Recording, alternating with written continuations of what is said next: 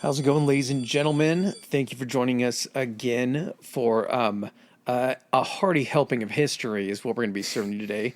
With me always, sitting over to my left, he's cooler than the other side of the pillow. I don't know what else I can say about this guy. Oh, he served as the stunt dick for Mark Wahlberg in Boogie Nights. Pretty big. Weirdly enough, he was 12 years old when he did that, but his parents signed a waiver and he was able to participate. They didn't want to stifle my creativity. Yep, at a young unfortunately, it did not make his IMDb page. Professor Adam, ladies and gentlemen, I have finally somehow tricked him into dipping his toes into the full-blown World War II pool, and at this point, he's dick deep now. We had to shit or get off the pot. That's sort of the deal with World War II. We've tickled the tip a little bit. We didn't tickle the tip the last 2 weeks. Yeah, tickled the tip the last 2 weeks. We also got a double on D-Day. That's great. We have Pearl Harbor. We have Midway. So we've played with the idea, but we just finally decided that we have to lay out. Didn't find. I think what it was is you didn't find your World War II spirit animal until we started doing this. Well, I will play innocent and blame the education system in our state, or probably our country, for not really adequately explaining what World War II all entailed. I think me and you kind of touched on this too, and I'm not sure if we probably talked about it during the two Hitler episodes previously. But until it's the Hemingway thing, until we're in the story for us doesn't pick up. There's no exposition of being like, this is what's been happening in the 5 years since you guys showed up into this story. But our dudes were in North Africa. I didn't know shit about North Africa. The assumption is that our first time getting into World War II for, on the European side was like storming the beaches on Normandy. Yeah, no. Like you had so much stuff going on before that. That was just really, that's a year. Normandy took place less than a year to the end of the war. Well, and shit, we had 5 years into the war, technically, almost 6 years into the war before we did Normandy. The Allies did Normandy. Yeah, what they would consider, because it was in 44 that they did Normandy. It was a little bit less than 5 years. Yeah. So, there's all of this, and then you have this last bit that is really the most well-known stuff, but we've covered pretty heavily the build-up to the war in Europe, what's getting ready to kick it off. I believe we ended the last episode with Hitler with his eyes on Poland.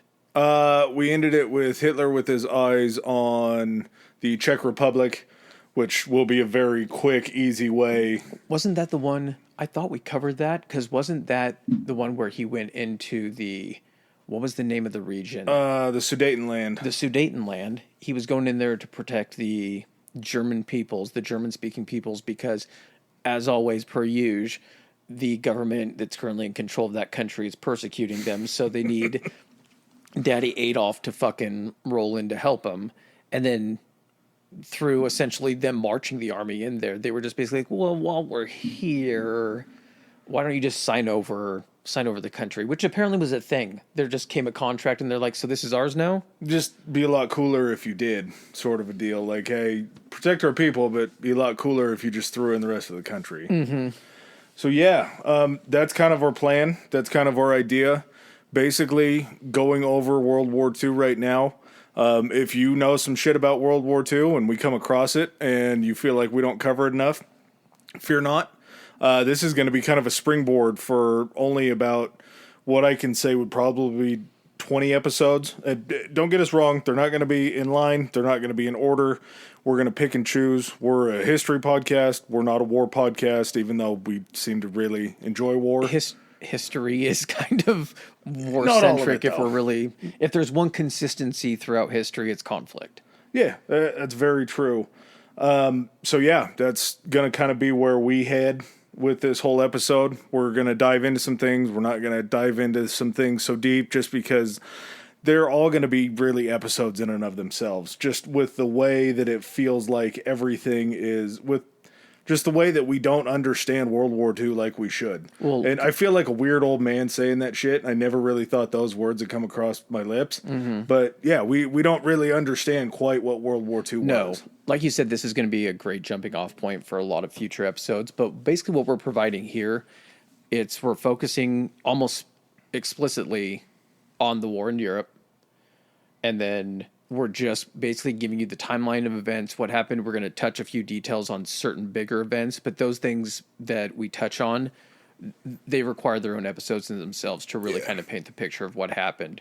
So we're taking you soup to nuts from the start of the war, the invasion of Poland, to fucking boom. Yeah, from fucking taking the easy way out in the bunker. Maybe. But yeah, before we start, we got another very nice review from a gentleman named Topher Thompson on Apple. Love this pod, great sense of humor, easy to listen to, and you learned a little bit along the way. That's really all we're saying. Just learn a little bit along the way. Appreciate it. Like Topher, read, or what is it? It's not read. Listen, rate, review, subscribe. Yeah.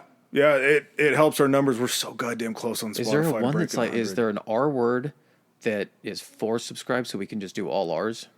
Rate, review. Retain? No, not rate. Retain. Reserve us for yourselves for some easy listening. Yeah. Oh, and to finish up, we have to give a shout out to our buddy Zach, who made our music. Topher also said, I hope you never change the intro song. Oh, we don't plan on it. If anything, it'll be updated maybe as we get bigger and everything. And it'll be the same guy that does it, so you know it's going to be good. Definitely. All right, without any further ado, we present to you World War II.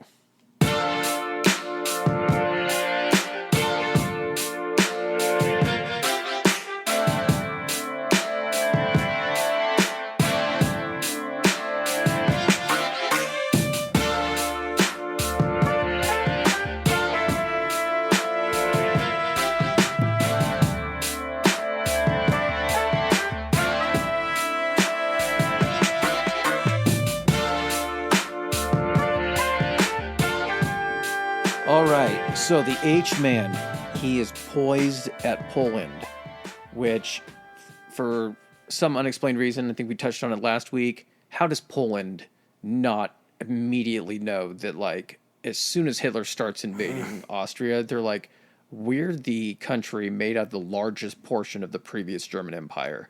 We think we're going to be on his hit list, but then at some point he did sign like a non-aggression pact with Poland, correct? Yeah, at this point, if there's anything that we know about Hitler, and it's going to become very clear in this episode, the guy would promise just the world, and it never fucking mattered if he came through. Like, he just signed papers his signature willy-nilly. was literally meaningless. Yeah, yep. Unless it was signing someone to be killed, then he expected it to be honored. Well, and if they didn't do it, he'd just do it himself. So he was just a very... the man never kept his word. This is after he rolled through, took Austria to the applause of all the Nazi video that survived, headed into Czechoslovakia, freed the Sudetans, also felt that the Sudetans were being attacked. Wasn't it like 10% of the population too, right? It was just like the Sudeten lands in Czechoslovakia. Yeah, but again, while we're here, no one's had stopped me to this point. No one said anything after Austria, so I'm just going to keep pushing my luck and see if I can take more of this. So takes Czechoslovakia, and the gentleman's plowed through 2 countries without one shot being fired. That's the whole point. It's been bloodless at this point. So I don't know if people are looking at it being like, this really isn't a war. Maybe like from the outside perspective, you're looking at it that battle hasn't occurred, shots haven't been fired. You're like, so I guess these people really didn't want their freedom that much, or really weren't opposed that much to this guy. When in essence, what was keeping the firing and the fighting from happening is because you're marching troops in, and basically using intimidation to get what you want. Under it's not even a veiled threat. It's under the actual threat of like military invasion and overthrowing your current government. It's super fucking easy to just deny somebody that walks in with their fists up. It's real hard to deny somebody that walks in with a full military force. And I think they were called Panzers. Is that what the little tanks were called? Those are the most adorable things I've ever seen, like the little one-man Fisher-Price looking tanks. No. Panzers were the tanks were in different like lines. So like you had the Panzer, but you also had different like Panzer 1, Panzer 2. Okay. I think the little ones you're thinking of, it's like a little one man tank. It looks like a John Deere tank. Okay. Like this a little tractor. It might have been like a version of a Panzer, but like you had Panzers, Tigers, Leopards, like It looked like they went from mowing the lawn and they pulled the blades off of it and just attached a gun to it. Like they're it was fucking mechanized. awesome. That's the whole point, and it's able to travel a lot quicker than somebody. So finally, September 1st, 1939, Hitler invades Poland. Now, up to this point, Ooh. Yeah. Before that, though, we got to talk about the elephant in the room 8 days before. 8 days before, through a volley of trying to figure out how Hitler was going to protect himself with his next lie. There were times when there was a non-aggression pact against Britain, or he wanted one. There were times when Britain wanted one against them. They went back and forth. As you can imagine, a very, very communist, red Soviet Union would have talks with Great Britain along the way for non-aggression pacts to partner up just in case any shit happens. And mind-blowingly enough, we run into a communist and a fascist who have used each other kind of as political fodder to gain support and to gain votes. using each other as like the boogeyman. Yeah, exactly. They had done a lot of trade deals before that, but there had never really been an alliance. But it turns out that the best way to make an alliance out of a communist and a fascist is to put a piece of land between them that's not owned by either one of them. Oh, that they are want you to referring invade. to the Molotov-Ribbentrop Pact? Yeah, yep. From August 23rd of 39. Yeah, it was the non-aggression pact. They're like, hey, Poland's looking pretty fucking sweet. You want to tag team Poland? Basically, like, of course we do. Yeah, that sounds awesome. She's the hot. Nazis will take the closest part of Poland to them. They're going to go ahead, and I think it comes along a couple rivers or some shit. Yep. The Soviets are going to take the other part of Poland. Also, to sweeten the pot, they were like, why don't you just snatch up Lithuania, Latvia, Estonia, Finland? All those are kind of already kind of close to you anyway, between you and the North. What is that, the North Sea? Yeah, they're just playing war. It was like they had a war board out, and they're like, do you want this? Yeah, take this. Do you want this? Yeah, I'll take that. Trading cards. Yeah, dude. And so, yeah, They're you countries get this, with live people inside of them. Mm-hmm. So you get this thing invented by, basically, I think Molotov was like the prime minister or something like that. He was their Minister of trade something. consigliere guy. Minister of Foreign Affairs or some shit like that. Also, if you're wondering, the name Molotov and Molotov cocktail, yes, that Yes. was named after him. Yes.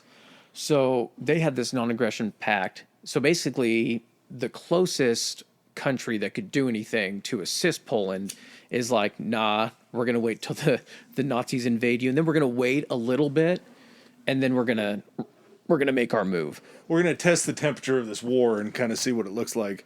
So as far as the standings go, where like France, Britain, the traditional allies are, before the invasion of Poland, they tell Poland, hey, we'll support you if you happen to get invaded. And, well, lo and behold, again, September 1st, 1939, the fucking panzers and the Nazis roll across the Polish border.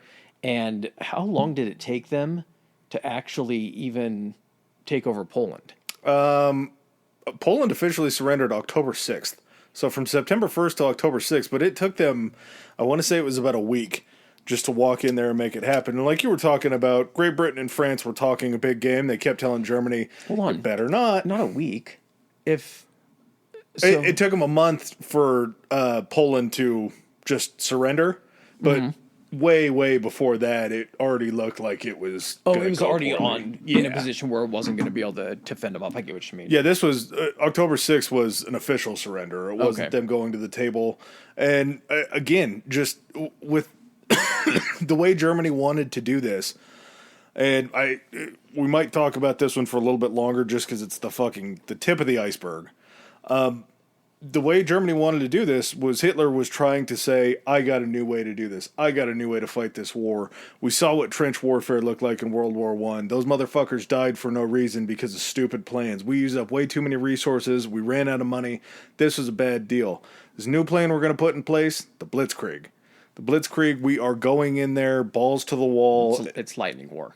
Is that what Blitzkrieg Yeah, means? lightning war. Really? Yeah. So that's exactly what it was, because they were able to come up with essentially a mechanized army. And that's not to say, like, you'll hear a lot about like the Blitzkrieg and like the mechanized army and everything. Basically, it's like tanks, transport trucks, planes, all that kind of stuff, mobile artillery, all the things that they didn't have really in World War I. I mean, they had artillery, but it wasn't as mobile. They didn't have tanks. The British had some tanks at the very, very end. Maybe the French did. They probably went from like 80% horsepower as in horse-drawn carriages and shit to like 40%. Germany still used more horses out of anyone else in the war. But that's what I mean. Like they were able to mechanize enough of a force to be able to push faster. It wasn't that big though. But what it was is one tank, what is even like 100 guys going to do with just machine guns against a tank? 100 guys still aren't going to be able to do anything if they don't have anti-tank weapons or some way to blow. They can't just get on it and stop it from moving and get rolled over. So when you're able to roll in and not only roll in tanks, but with speed, you're not giving enough time. This isn't the age of communication where it's like, radio to base, we, mobilize the troops, all that kind of stuff. If you start getting overrun, communication sometimes is still carried back by messengers. And so that's taking additional time, even if it's radioed back to mobilize then where all your troops are to try to get them in position for like a counterattack or defensive moves. That's really hard to do. And so the biggest thing with the Blitzkrieg is it's covering so much ground so quickly that by the time they can mobilize a defensive front, they've already taken territory and are already pushing toward these capitals or strategic locations. It was almost a perfect strategy to use against Poland because, like you said earlier, Poland was the biggest landmass that Germany lost during World War I. Mm-hmm. So that means that Poland's only been a country for 30 or 20 years? Guaranteed to have a sizable German population, probably. But you know what resources are going to be there. And technically, because that was part of the empire, chances are that all these generals that you still left in play as part of the army and everything have knowledge of operating in what would be the Polish territory at that point. They're like, this is how I would defend it. This is how I would attack it. All that kind of stuff. That was part of your country. That would be like here in the States, if for 10 years, Texas or something was its own country. People that have lived in and been in Texas would still be able to be like, well, Texas isn't changing in 10 years. Here's the weak points of Texas. Here's the strong points of Texas. You would still have a strategy to be able to attack and defeat that or defend it. Maybe that's where my confusion comes in, because I would just assume if they were starting a new country, rule number one of the new country would be like, hey, anybody that was involved in World War I with Germany, you're not allowed to be there. Yeah, I don't think you can move populaces like that or people like that. And you can't change geographical features, points of like where roads come in, all that kind of shit. So yeah, you still had a country that... You still had people that were fighting against you, though. Yeah, so you had the Polish army and the Polish Air Force and everyone that had a sizable force. And so they put up, for as quick as it happened, Poland put up pretty good fight. They had to just be so new, just with everything. I mean, they'd ground through World War I, but as far as like a Polish unit together... You've been a country for 20 years. Yeah. And yeah, I mean, I'm sure, honestly, because it was made up of people that served in the military and probably military commanders that then lived in that land that got annexed, you had people that knew what they were doing. You just didn't have people that were used to fighting this type of war that we've now seen. Well, and we also kind of buried that Poland had just come off a very successful defense of their lands. Against Russia. The Soviet Union, yeah. This was 10, 15 years prior, 12 years prior? Something like that. It was like Russia felt since they were a new country, they could probably get some of that sweet, sweet land. And turns out Poland defended themselves well. The Soviet Union underestimates countries in a crazy, crazy way. Still to this day. They're so big that you think that they could just... Yeah. And technically that will come into play as part of why they still exist. But it took them that long to figure it out, though. We'll talk about Finland later, but holy shit, you're getting beat up by the Finns? Yeah. We'll only take 7% of your territory, thank you. Dude, that's not a win. So with the Blitzkrieg, kind of how it would work is you would have the German Air Force come in, bomb the shit out of you, so all those strategic defensive positions are now getting carpet bombed and strategically bombed. You would then essentially have the Air Force come in, or like the Stuka dive bombers, and as they're coming in and clearing the way back, you're then rolling in the tanks to where all this chaos is already happening. All these positions are, soldiers running around not knowing what's going on, severed lines of communications, and then all of a sudden you got tanks rolling in on you, and then behind that, supporting it would be the infantry. Their doctrine for the way they were fighting was really not seen before. It used to be thought that you would send in infantry first, not tanks in front of them. You'd have to send in infantry first to like clear the way for the tanks, which seems completely counterproductive. The tanks are armored, so send them in first. And then no one had seen any type of like bombing campaign like this before. It's a fairly brilliant strategy if you just want to shock and awe people. That's what it was. Yeah, but it also doesn't hurt. This happens, we start September 1st. By September 17th, the Soviet Union's like, okay, it's time to play our part in this. Let's run into the Eastern Front. So you're defending the West against the Germans. You're like, what the fuck is going on? Why are these guys coming? And you just hear a knock on the back door. You've already repositioned everyone that was on the Eastern Front over and left skeleton crews there, which is exactly probably what the Soviets were waiting for. Prior to that, at least on September 3rd, 2 days after they invaded Poland, Great Britain and France declare war on Germany. Oh, yeah. That's a pretty big deal to declare war on somebody. I'm only going to make mentions of this just to kind of give them frames of reference for when we have future episodes. So at this point, it did not take them long at all. Basically, as soon as the Nazis invaded Poland, Auschwitz, which I believe was like an old army barracks and everything, Auschwitz started being used as a concentration prisoner of war camp. Is Auschwitz in Poland? It is. Okay. Yep.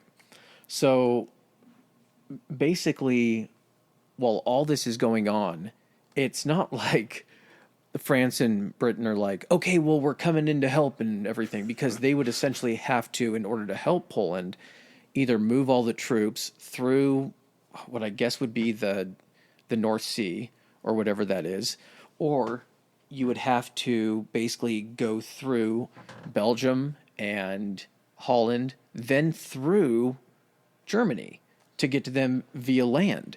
And so you don't really have an option at this point to really help them. So their way of helping is Britain sends over the British Expeditionary Force, and France kind of mobilizes their people, but then they just go set up shop like on the French border, where they believe if an attack is going to end up coming, it's going to end up coming from this location. Well, correct me if I'm wrong, but they also had a fancy setup called the Maginot Line that they felt like they would be defended behind if they were to be advanced on. Yeah, so the Maginot Line was... I actually have some notes on it. Hang on. This sounds like they tried to build the wall. Well, in their way, apparently these types of lines, this is just what you did, like after World War I and maybe even pre-World War I, is, you know how you have like the Great Wall of China, you have like Hadrian's Wall, which was in Great Britain as part of like Roman against barbarian times and everything. And then as technology progressed, you would then just make a wall that wasn't really a wall. It was just guns pointing in one direction, and you would have like obstacles that they couldn't get through, and sometimes rivers would be your fortification. It was like prison. Yes. It just seems so bad because the biggest issue with this line, and we'll talk about it, is there has to come to an end, and it can't come to such an abrupt end. Yeah, you're going to make a defensive fortification, and it's attempted at several points during this war. Like, these lines apparently just become all the fucking rage. Yeah. So you're going to have places that, like you said, either you're assuming a natural defense is not really as defensible as it is, or you're going to have weaknesses exploited. Well, part of this will come through, too. We had, as soon as the war kicked off, we had Denmark, Estonia, Finland, Latvia, Norway, Romania, Sweden. Everybody's like, neutral. Not going to be a part of this. You guys got some shit going. We're not going to step in your way. We're not going to help on either side. Just understand we're neutral. Like, you motherfuckers are at war again. Yeah. And the same fucking guys are starting it? Didn't think about maybe reining these people in after the first time. Mm-hmm. So it really seems like Poland was left. They got put in a vice, and then everybody around them just wanted to step back and step away. Like I say, it took till September 17th for the Soviet Union to start on the Eastern Front. It took till September 20th for the Nazis and the Soviet Union to run into each other. So it took them 3 days to traverse an entire country and run into each other. So the Polish government ends up fleeing to Romania. It fell in a total, like you said, of 5 weeks. And basically Hitler goes to Great Britain and is like, well, if you guys want to go ahead and do like a peace agreement, you just need to recognize that the European continental dominance is going to be Germany. And Great Britain's like, cheerio, fuck off then. Appeasement, I believe, is what they called it. Or was appeasement before this? Appeasement was what was happening during the entire portion before Poland, when he was taking fucking Austria and Czechoslovakia, and when he took, what was the, there was a smaller portion too. I thought it was the first little portion of Poland. No, there was a portion near France. Maybe that comes in a little later. It's like the Star or something like that. There's a section of land that got taken from France, but I think they may have given it back to them just as part of the appeasement. Okay. And then you have essentially like the Rhineland and the Ruhr Valley that they come in, remember, because the French ended up leaving, so they reoccupied that. So the appeasement was basically what happened when they were like, hey, Hitler, knock it off. Okay, one more country, one more. I think that's also what had happened too, was during that last appeasement with Czechoslovakia when they were trying to get it figured out. They're like, well, this area of Poland's good too. And Poland's like, fuck you. No, it's not. And Germany's like, or Great Britain's like, so you guys want that little section of Poland too? They're like, yeah. And Poland's like, no, dude, don't take our land. Mm-hmm. Then there's made the deal without Poland being able to consent. What they called the Polish corridor. The part of, is that what it was where Danzig was? Yep, because they wanted to allow Poland to have access to the North. If I keep saying it's the North Sea, and it's really not, I apologize. It's the section that's like above Germany, above Poland. The Black Sea, maybe? No, I want to say the Black Sea is down in like, that sounds more of like a Russian thing, like Baltic region. I don't know. I'm just going to call it the North Sea because it is north of where we're talking about. So that's what I'm referring to. Is it not on the map? I can't read that. Okay. So, oh yeah, we got a map now, so we can look at how stuff, travels and everything. So, all is quiet on the Western Front. This wasn't like, hey, like I was saying, we got invaded, get over here, help us. It's like, okay, well, what we're going to do from the British Expeditionary Force, we're going to move into France, so we're on the continent, but us and the French are just going to set up and kind of defend here. But you guys, keep fighting. Well, and their other idea, too, correct me if I'm wrong, was didn't they travel up to Norway because they knew that Norway was very important to Germany? And wasn't that part of the phony war when they laid out and mined all those ports up in Norway to hopefully stop the Germans from going up into Norway and taking it? And then Norway was just like, yeah, come on in, Germany. I will have to look into that. I'm pretty sure that was a part of their phony war because they kept blustering and saying, don't do this. We're not going to let you go any further. And then they went further and they're like, okay, well, don't go any further because we're definitely not going to come help. And they're like, okay. It felt like Great Britain and France were trying to do everything except for engage, which, I mean, you can't blame somebody for not wanting to engage in a war. I don't know strategically you could. Because, look, so, you have Germany right there. That's how much German area. That's where they would have had to come from, go all the way across to get into Poland. That's like the breadth of Germany. That's like the widest part of Germany. And at this point, too, even if widest or widest? Widest and widest. Okay. Like Wonder Bread. Yeah. But even if you were able to sail all the way around, where you're saying Norway and everything is, and they were cool with it, you're still having to deal with all the naval power that Germany is probably just going to stack in there to take out your ships and your troops. So strategically, at that point, Germany didn't have the same kind of navy, did they? It was just kind of It doesn't have to be a lot when you're in a freaking shooting gallery. We're at choke point like that. I'm just saying strategically to move that amount of troops to even stop Poland, especially after the Soviet Union starts invading. Like what's Britain and France like? What the fuck? Russia? And they're like, what?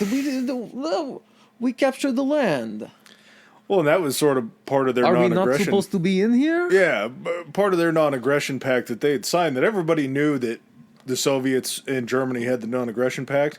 There was some writing in there about the equal splitting, like Chris was talking about earlier, of the Baltic states and then the parts of Poland.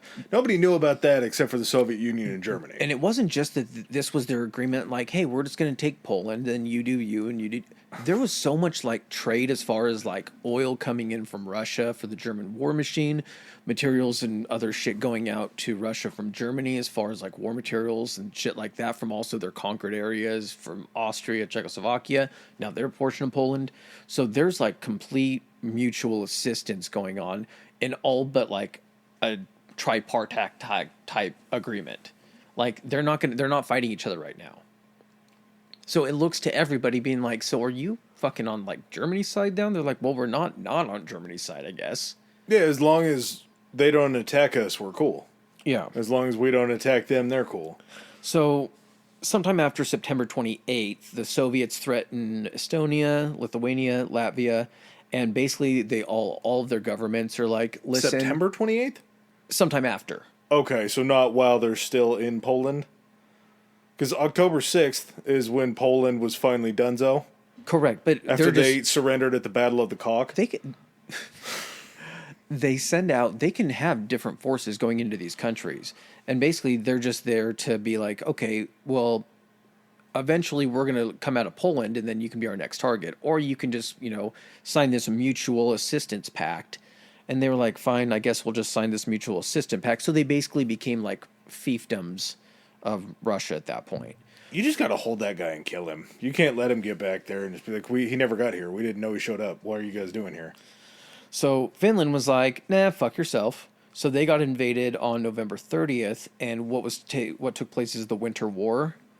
And apparently the fucking Russians didn't want any of that smoke from Finland because after about, what was it? Let's see.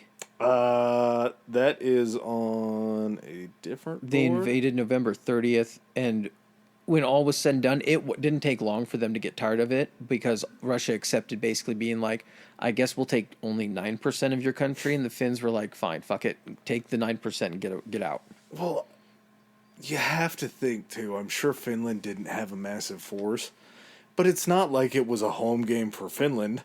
The Soviet Union probably looks a decent amount like Finland, but it was just Finland's ability to... I love that they went with the white camo.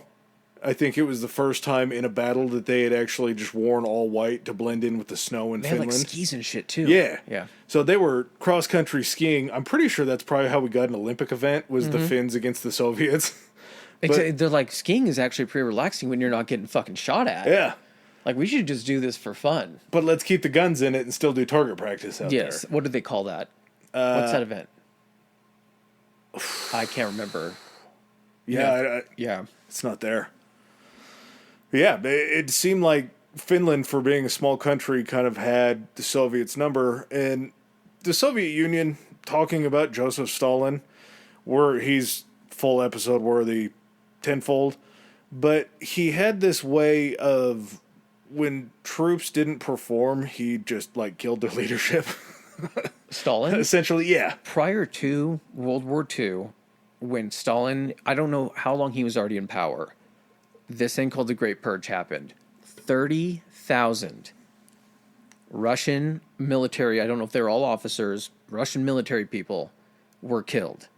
He was just like, I'm fucking cleaning house. His own people. His own people. His own military. Yes.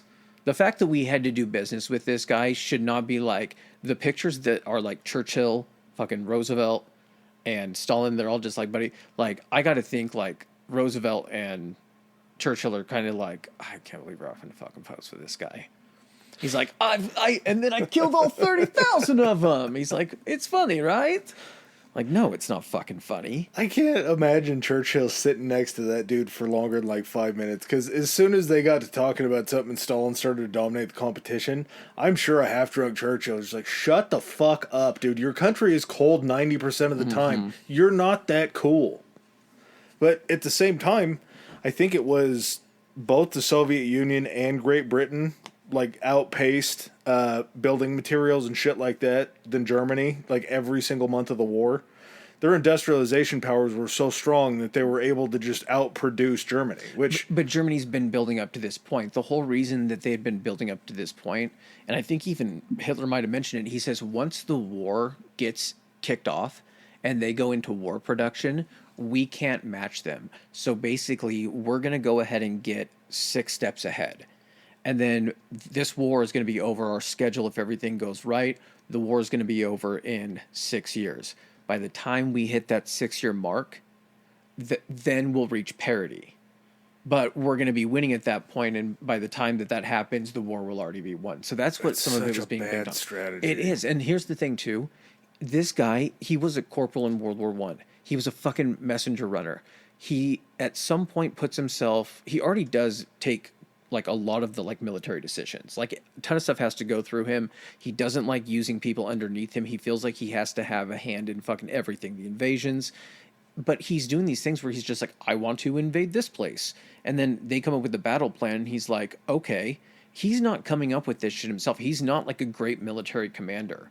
This is why all this shit goes south. The only reason that they do as well as they do is because it's like a fucking surprise, and nobody... First of all, everyone's sitting on their thumbs. Yeah. When they should have been gearing up for this shit for the last fucking 3 or 4 years prior to this. And everyone's just like, no, Hitler, don't. He'll just stay over there. Him and Russia will bother each other. And then when shit does start getting real, they're like, well, we can't be ready to do shit for another 1 or 2 years.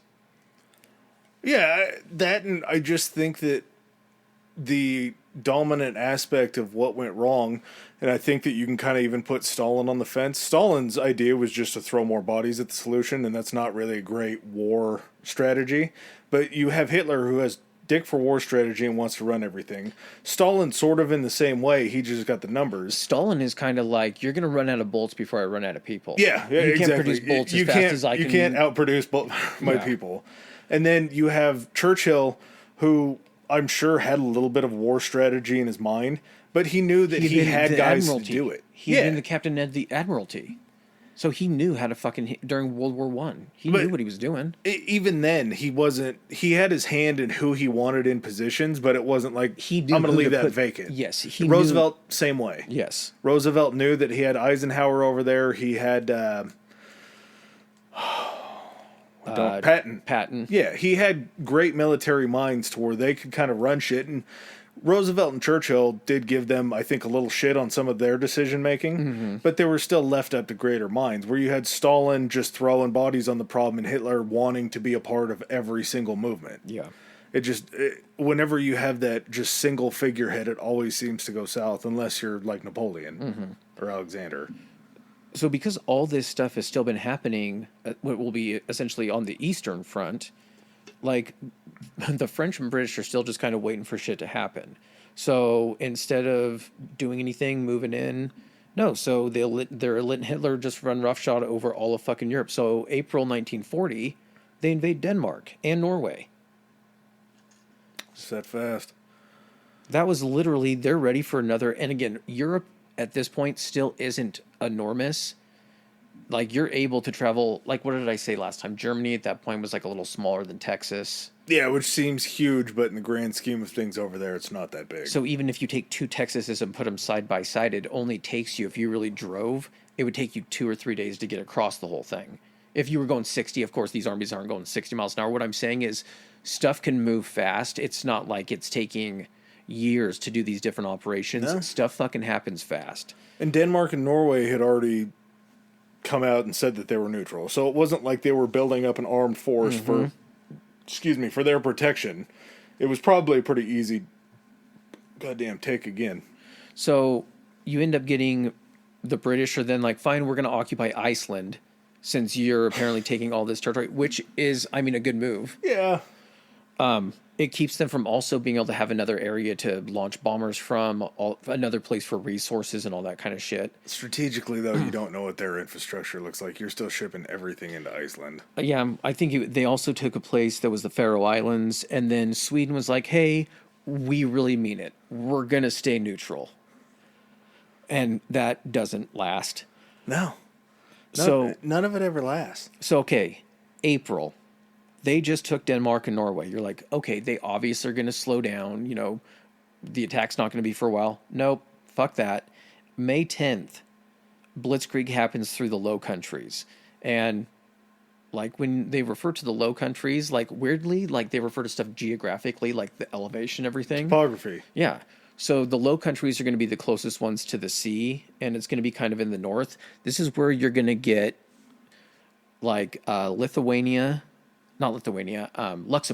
Yep. Luxembourg, Belgium, and Holland?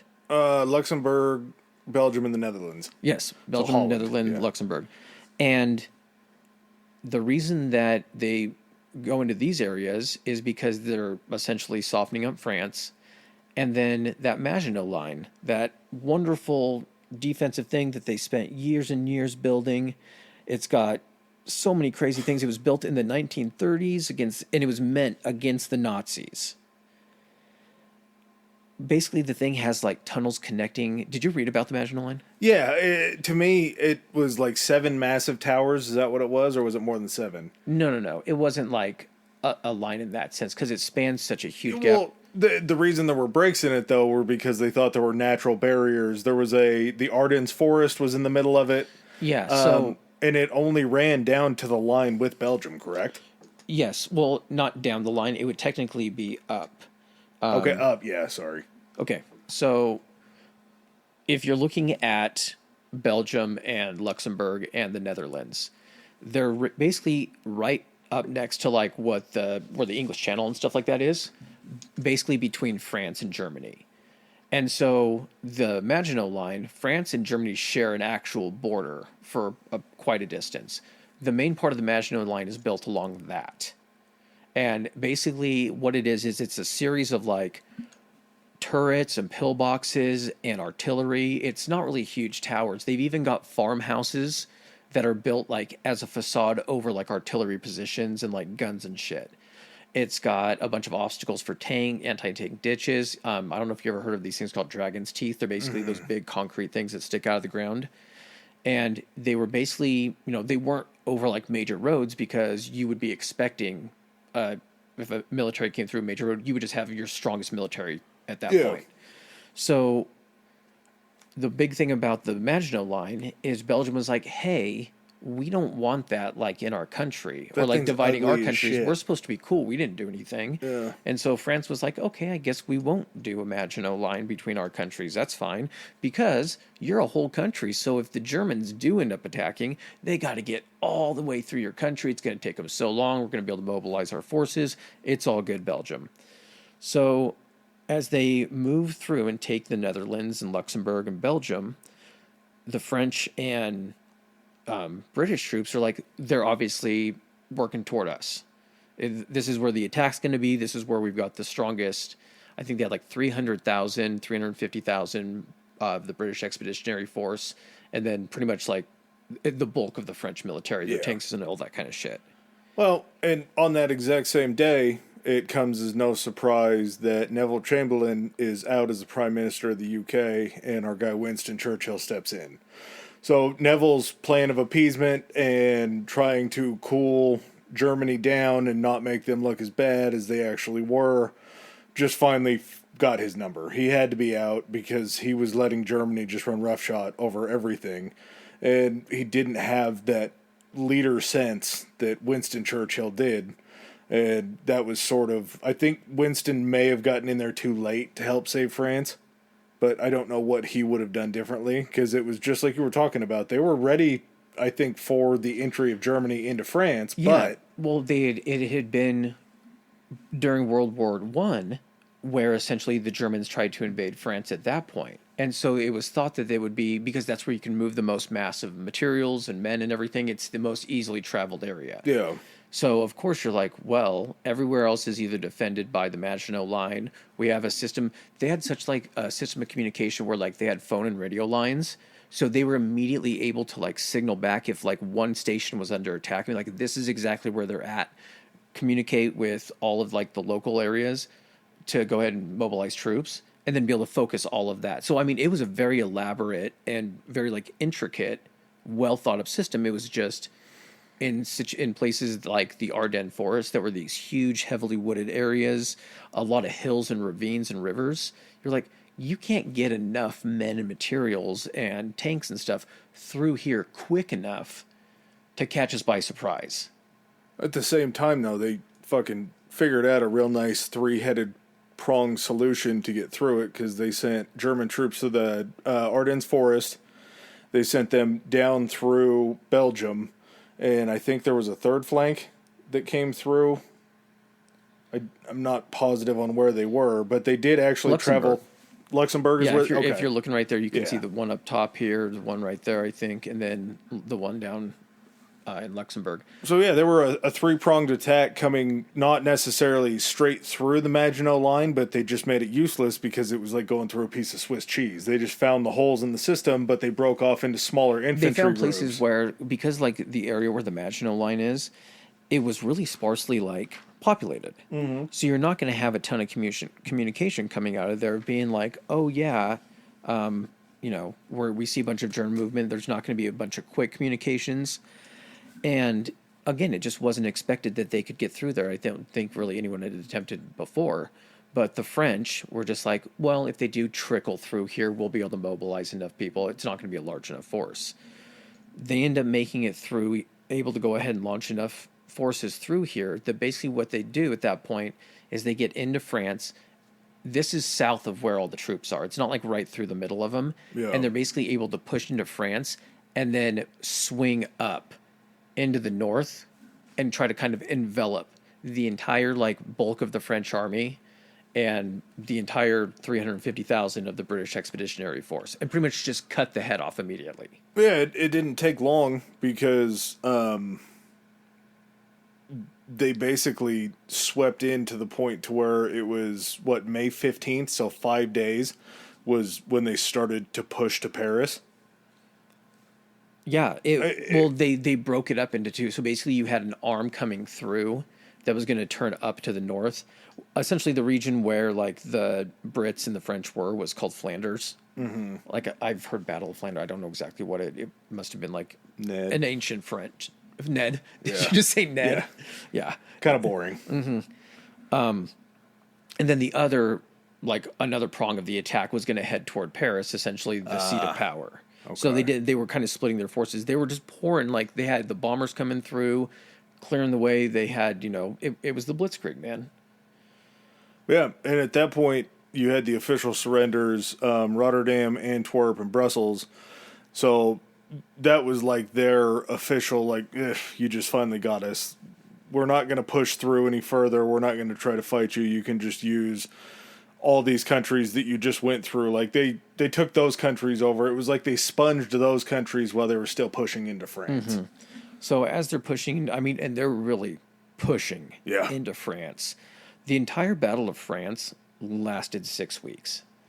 And it was, to say it was way faster is an understatement.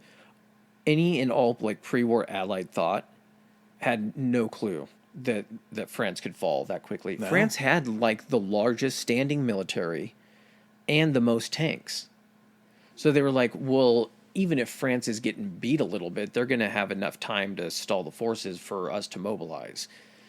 And as much so is that, like, during, it was Dunkirk, where, like, all of the British Expeditionary Force ended up getting pushed back.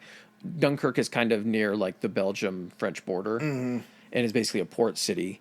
That's where you have the Battle of Dunkirk, and what was called Operation Dynamo took place between, I think it was May 26th to June 4th. Well, and that was even May 20th, Churchill orders the Expeditionary Force and everything to start leaving. Yeah. So he knew after 10 days shit was going real south and they weren't going to be able to win. They were trapped in the north of France. I mean, they were going to get enveloped and the entire thing was going to get wiped out. I got to see this movie Dunkirk because it sounds pretty awesome. This whole idea, it was May 26th? Yeah, May 26th to June 4th, where essentially more than 338,000 Allied troops during what was called Operation Dynamo. We talked about Dynamo a little bit during the Churchill one. And you had the entire like British Navy, military ships running cover and everything, and what were called the little ships of Dunkirk, basically a bunch of like pleasure craft. I don't think you're getting like a 2-person sailing boat, but you're getting like all of these like yachts, take anybody, tugboats, and they went up and down the River Thames. Any boat that was seaworthy that could get over there. 850 of them. Yeah. Making multiple trips. That's incredible just to think about. Seeing some of that video footage. Dude, 338. Of them swimming out to those boats. They were able to evacuate 338,000 guys by smaller boats during that time frame. It's completely saved the entire, or not the entire Expeditionary Force, but a big portion, I think 60,000 people.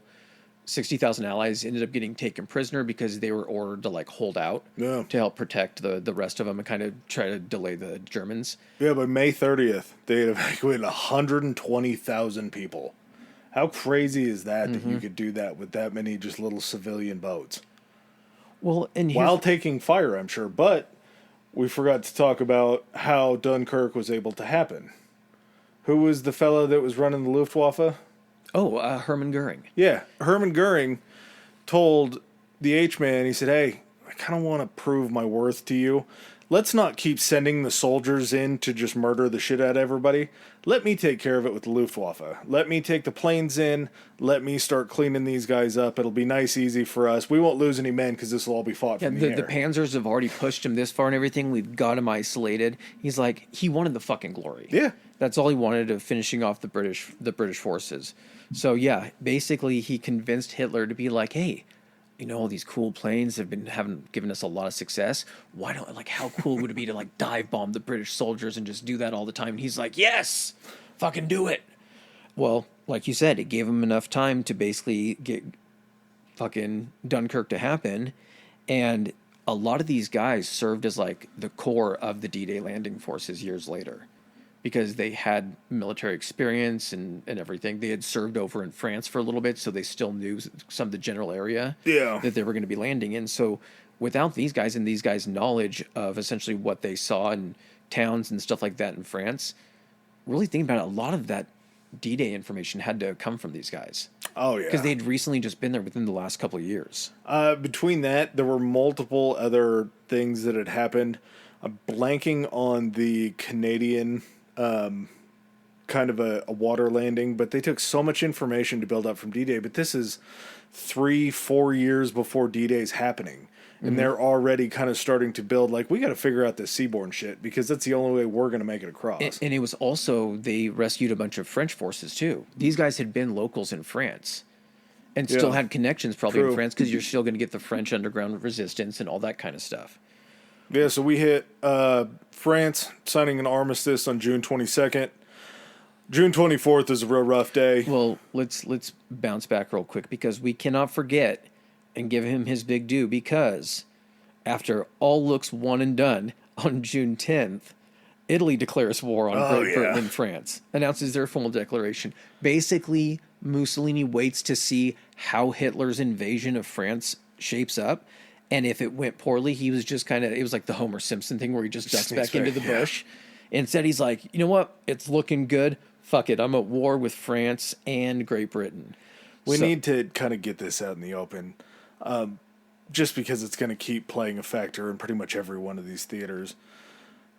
Benito Mussolini might have been the worst leader. He was the Homer Simpson of dictators. He just kept, every time he would walk out into the yard, he'd step on a rake and take it straight to the face. It was just like, anytime he wanted to, I guess, maybe prove his worth. I feel like it was a comical stumble into power. Yeah.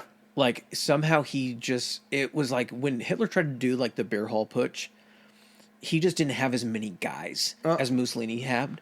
And Mussolini happened to just be doing it at the right time in the right place. And the guy was just like, I guess you can run the government.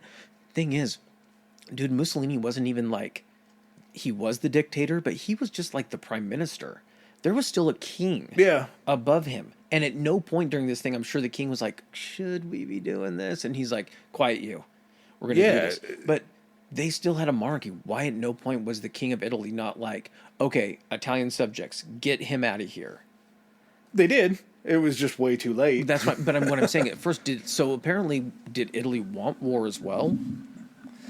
I think part of Italy's, and it'll come up when we get down into North Africa, but I think there was a lot of jealousy in Italy towards what the British and French had done in Africa as far as colonizing it, because Italy, I think, was in more of a need for some of that. I think you hit it perfectly on the head. So Italy at this point, Italy wasn't one of those, like, they used to have the Roman Empire. They used to span the Mediterranean and everything like that, but now Italy was small.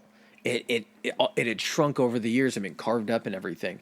And Italy saw all these colonies and all this shit. And so Italy was like, hey, we need to reestablish this Roman Empire. Yeah. And so that's going to be one of the key reasons why they are so involved in North Africa, is they're trying to establish this control of the Mediterranean. And then you also have, I had no idea, apparently they had some stuff going on in Ethiopia. Oh, yeah. So Ethiopia is one of the countries that borders that's not the Red Sea, but it's right. It's Mediterranean, isn't it? It's whatever leads into the Suez Canal from, like, the Indian Ocean.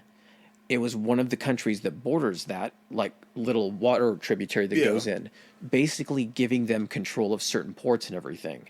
So they had this business in Ethiopia where they had taken over Ethiopia. Apparently the French were okay with it. They were just like, you're not fucking with us. Just do whatever you want in Ethiopia. So Italy already had kind of a hand in this. So, like, this Suez Canal is, like, the lifeblood of, like, oil coming in from the Middle East. Big business and all for of Great this Britain. shit coming in. Yeah, all this stuff coming in from China and Japan of all the raw goods. Like, huge business. And if Italy could control that and then spread its sphere of influence there, it would control all of that. Unfortunately, they just had a thumb for a dictator that could not figure out. Him making it out of the royal castle on days would shock me. Just, it seems like he was such a blundering idiot. So yeah, It's only going to get worse. Yeah. It's going to get like Three Stooges type fucking ridiculous. It seems like. So they declare war, like you said. The French surrender on June 22nd, 1940. June 24th is a disgustingly bad day. So is that the day that they sign it? Yep. So, yeah. So real quick, all of France essentially wasn't really under Nazi occupation. There was the southern portion of France, so Paris is more northern. So about half of France, the southern half, was under control of what was basically the Vichy government. The Vichy government, which essentially had agreed to non-assistance with any other countries and would back Hitler, right? I think if they were to be tested, they would help out. Yes. So they were allowed essentially to forego German occupation and kind of like, but don't fuck with us because we can just march right in and do what we did to the rest of France. Yeah. I feel like this was probably the biggest moment of the war for Hitler. He has a lot of weird things that he stumbles into that are great. But that June 24th, they marched to the exact train car where Germany had surrendered World War I. So it was the location was the forest of, it's Compiègne. I don't know. Sorry, I'm not great at French. But I think he had the railway car brought there. Yep. Because, like, it was the same place, but I don't know if that railway car was there as, like, a monument. It might have been. Yeah. But, yeah, basically had the French sign their surrender the same place that the German Empire had to sign the Treaty of Versailles and its surrender. And what did he do after it? He celebrated, didn't he? Didn't he He take the blew tour? it up. Oh, I do know that he took the tour of Paris and was taking pictures of himself in front of all the monuments. Just basically is like a remembrance of saying, we lost to you guys before, but I'm going to go ahead and take a picture in front of all your He shit. blew the motherfucking thing up like a day or two later. And as far as like it, we haven't touched on this yet, but we got to talk about the Pervitin. The fucking, that's the meth. The meth pill that they gave during the Blitzkrieg and everything. Yeah. It's kind of a fitting name. Yeah. So, yeah, the Blitzkrieg was also so successful because you were having these armored columns and troops. They were able to cover these vast distances very quickly. Well, how do you not get tired? You just fucking give all your soldiers meth or this Pervitin stuff, and guess what? They're alert and ready to go and march all night. I don't know if it was strictly meth, but it was just an amphetamine, wasn't it? It was meth, and then apparently the American troops really liked amphetamines too. Theirs was speed. Amphetamines In the Pacific, I think in the Pacific, speed was big. I could see that. I can see that because you wouldn't want to sleep. Not only that, but we had baseball players taking greenies back at that time too, and greenies were just amphetamines. Yeah. So it had permeated our culture enough to where the sports athletes were taking it. I'm sure it was probably like Ted Williams coming back from World War II, and he's like, "Hey guys, we use this shit over there. They're called greenies. They're awesome. You can stay awake for an entire baseball game." So after this whole French thing goes down, Molotov, the foreign political minister or whatever for Russia, freaking makes a congratulations to Hitler. And in this speech and congratulations, he's like, the Nazi war machine is powered by Soviet fuel. The bullet cases that were fired into British soldiers were cast in Soviet metal. Like, they're just basically like, Britain's hearing this, and I understand that you have to get past all this shit for like alliances eventually and everything. But like, Britain's like, what the fuck are you talking about, man? Like, you're supposed to be part of like this deal of like keeping this guy in check. You guys had a non-aggression pact. You guys weren't supposed to be best friends. Yes, and you're not supposed to be like bragging about like fucking your bullet casings, being used to kill our soldiers. So before we go any further, bathroom break. Okay. Well, hey there, all you sexy historians. How you guys doing? It is time for socials. Where can they find us on Instagram? If they want to follow us, they can find us at Historically High Pod on Instagram. That goes the same for Threads as well. You can also find us on Twitter. Tell them about Twitter. Historically High. That's Historically HI on Twitter. And if you want to email any of your comments or suggestions, where can they find us at, Adam? At Historically High Podcast at gmail.com. Gmail. All right, and back to the show. All right, and we are back. So they don't waste any time because, like, in July of 1940, they're already planning Operation Sea Lion. The Nazis are. And Operation Sea Lion is like the folly of what? Caesar. It's the folly of Napoleon.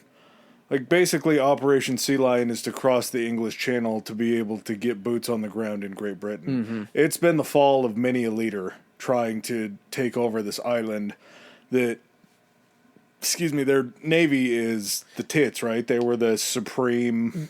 Complete naval supremacy. They were the premier naval power in the entire world, which makes complete sense because you are on an island. Yeah, they had to train that way to be able to still exist. Exactly. Like, yeah, the Spanish had a huge armada, but they also were connected to mainland Europe. There was land for them. They were just on a peninsula. They could walk back to mainland Europe. You can park a boat anywhere around Great Britain. So they had naval superiority. And again, boats take a long time to build. The other thing about boats is a ton of materials to build.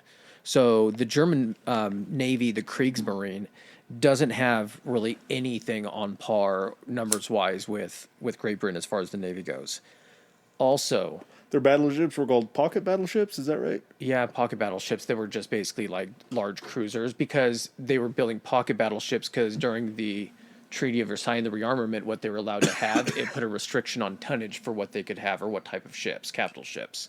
Or I guess a battleship is a capital ship. They couldn't have any capital ships. Well, and I think during the appeasement, too, they went to Great Britain and said, hey, can we build up a little bit of a navy? And they're like, no. And they go, well, what about like 30% or 35% of the tonnage? We should have 35% of your navy. It's only 35%. Yep. And then part of the appeasement was like, fine, 35%. And they started building U-boats and all that kind of shit. Yeah, well, they were 35% and immediately were like 75% and just went nuts.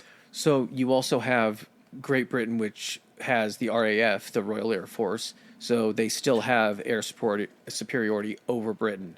In fact, part of the reason that the Dunkirk evacuation was so successful is because it was so close to mainland Britain. At some point during the English Channel, it's between 16 and 20 miles separate. You can see across it. You can see the White Cliffs of Dover from certain parts of France. Yeah.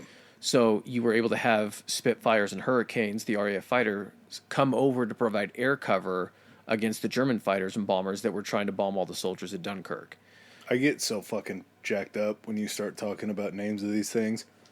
About the planes? Names of airplanes are so cool. Here's the other thing, too, is the Germans, they just were like the Messerschmitt B-109. It was just like... The guy that created it, they just gave him the name. It wasn't anything. I mean, and of course, like the Spitfire, it was like the submarine Spitfire and the Hawker Hurricane. Yeah, the Hawker Hurricane. They still that shit, fucking cool. I don't know why that gets me so horned up, but whenever I start hearing you talk dirty about the Mustang, that stuff. Yeah.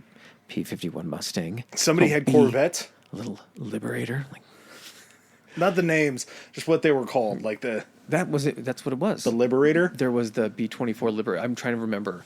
There's so many different ones, like the Stratofortress. Oh. That one was the big silver one that dropped like the Enola Gay. And then what was the one that the British built that would like there was... I'll figure it out. The Hawker, I think, is my favorite.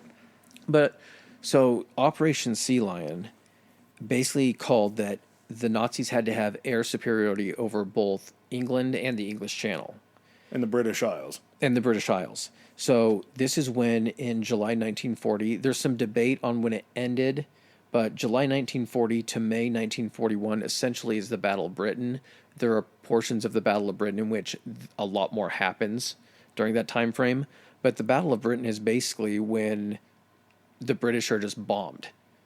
Yeah. Because in order to pacify and remove their capability to make war, the Nazis are just sending out bombers to bomb factories, airfields, any points of military interest, naval shipyards, anything that has to do with their ability to make war. And along with that, along with the bombings, it was just kind of like a literal game of battleship in the English Channel between German U-boats and British Royal Navy boats. It was September 14th, this carrier, the Ark Royal, ended up sniffing out a U-boat in battle, and basically they started dropping depth charges, and once that U-boat had to surface, they took all 39 of the crew prisoner, and then like a week later, it was September 26th, the German media put out that the Ark Royal was sunk. So they're trying to push, like, even these battles that they're losing on the water, the Nazi propaganda machine's still like, well, I mean, we sunk them, we got all those guys back. I'm sure that crew was never seen again. So what's there to say that you can't say, oh, well, we sunk their battleship You're controlling too? all of the flow of media into your country. Yeah, yep. And your citizenry thinks that even when shit's going bad, it was the same thing that happened during World War One. Even when shit was going bad, they were losing and all that kind of shit. It was everything's hunky dory, ladies and gentlemen. Don't worry about it. We're doing great. And so much of that changes during the Battle of Britain. The Battle of Britain changes the way I think that the German people saw the war. Goering, I think, said he needed between 3 to 5 days to completely make the RAF a non-issue. Well, and they started, like you were saying, hitting those industrial parts, but they just bombed the shit out of every RAF airfield. Yeah. Trying to take them out, because if they can take them out, they get free reign over everything else. Here's the thing, too, is a lot of these places, in order to spread them out, I don't know if... Okay, so the first part of the movie, Pearl Harbor, horrible movie, but just as a point of reference, the place where Ben Affleck is stationed, where he's flying out of, it's essentially just a large manor or estate that has a lot of open grass that they turn into these makeshift runways. These fighters don't have to take off a concrete runway. They can land on grass runways as long as they're level. As long as it's flat, basically. Exactly. And so what they would do is you would have all of these locations. You have no shortage of these estates and everything over Great Britain. What you probably do have a shortage of during this war, you have all of these rich British people that are going over to Canada to live to be safe. Yeah. The government don't want to be a part of this. we're just going to use your estates to house all of their fighter pilots. They're like, fucking sweet. So you would have groups where you would maybe have 10 or 15 or maybe 20 planes and all the pilots housed to this. And then you would have radio communication, telephone lines, and they would know, how close are you to this sector? This is your sector. When we call you up, they would scramble the fighters. And so you don't have these huge airports where you're launching hundreds of fighters. You're launching 10 fighters here, 15 fighters, and you're all gathering, to meet the enemy. Yeah. So, to hit these places. And also the big advantage is that when the German military was doing their buildup, you remember how they had to use their airplanes as commercial airlines? Yeah. That was the way to hide it, was flight clubs for pilots. Fighters. Yep. Mm-hmm. Well, they're using these planes as their bombers. These bombers don't have a very heavy bombing capacity. Yeah, there's a lot of them, but they don't have a true 4-engine bomber like the United States and the Brits had. Well, because they weren't built Passenger for planes. it. They Yeah. were supposed to be disguised as passenger planes. Well, now You could knock some shit out. You could attach some weapons to it, but other than that, it wasn't streamlined for. You didn't have anything looking like a fighter taking people across the country. size-wise, people are like, why do you have this plane that requires so many engines but doesn't have a lot of seats? Because it was meant to carry a ton of bombs that are, smaller and everything. Germans must be bigger people. Exactly. So during the Battle of Britain, basically, you have other little things that are occurring. You have what's called the Blitz, and this is where Britain is bombed. Oh, and I should add this. At some point during this Battle of Britain, a Nazi plane bombs London. August 15th. August 15th. August 15th, Walter Rubensdorf was headed out to bomb. It was an airfield that was further out from the outskirts of London. but he had gotten his signals mixed up and bombed an airfield that was very... Too much pervitin. Huh? Too much pervitin. Yeah, you think that's what it was? He didn't it had too much meth in the system? We're going to London. He couldn't wait till they got over London to drop it. To London. So he bombs an airfield that is in like suburbia of London. And of course, when you're bombing something like an airfield, you're not just hitting the airfield, you're hitting everywhere else around it.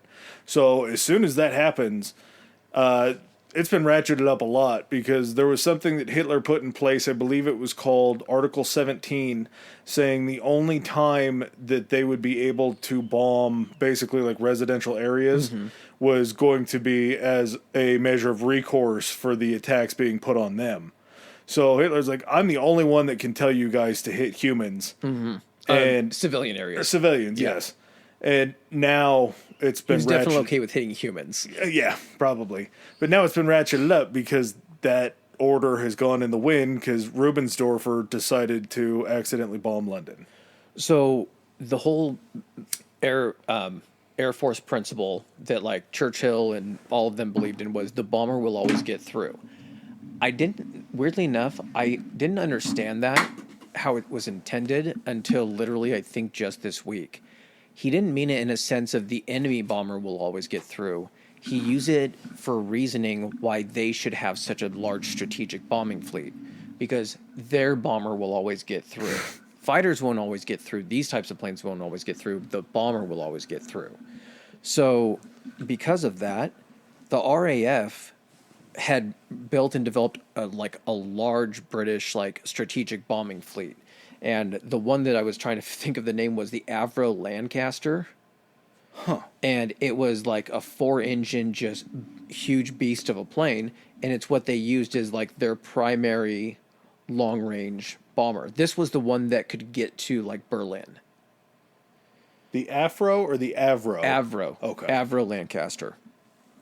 So back and forth during the Battle of Britain, while the Nazis are bombing Britain, Britain's like, fuck you then, we're going to do the same thing. And they start bombing strategic Nazi targets like in the Rhineland, all the industrial complexes, things like that. So it's going back and forth until this dude bombs London. And then Churchill's like, game on, bitch. And it was like the very next night. They sent 81 RAF bombers to London or to Berlin to just smash all the industrial sites that they could. And of course, just like bombing an airfield, these industrial sites were in Berlin, so you're hitting people's houses. Oh yeah, you're launching from such an out. It's not like you're coming in low. I mean, like I can see the building launch. You are so high that you basically have, you have your bombardier who's down below the cockpit, looking down through the scope, trying to adjust it, telling the pilot little to your left, up a little, down, like you're trying to give these microscopic commands. And basically when you see that thing in an area of your scope, you're just like release bombs, and then just it's a matter of numbers, not quantity, not quality. Well, and not to mention if you ever see video of a bomber dropping bombs back then, it just looks like there's two dudes just hucking bombs out of the hole. They fall and they start to drift to the side and back and forth. Nothing's accurate. But there's so many bombers in these waves coming in that they're covering such a huge portions of these targets. So in retaliation during the Blitz, which took place, I think, September 7th, or started on September 7th in 1940, 56 out of the next 57 days, London was bombed.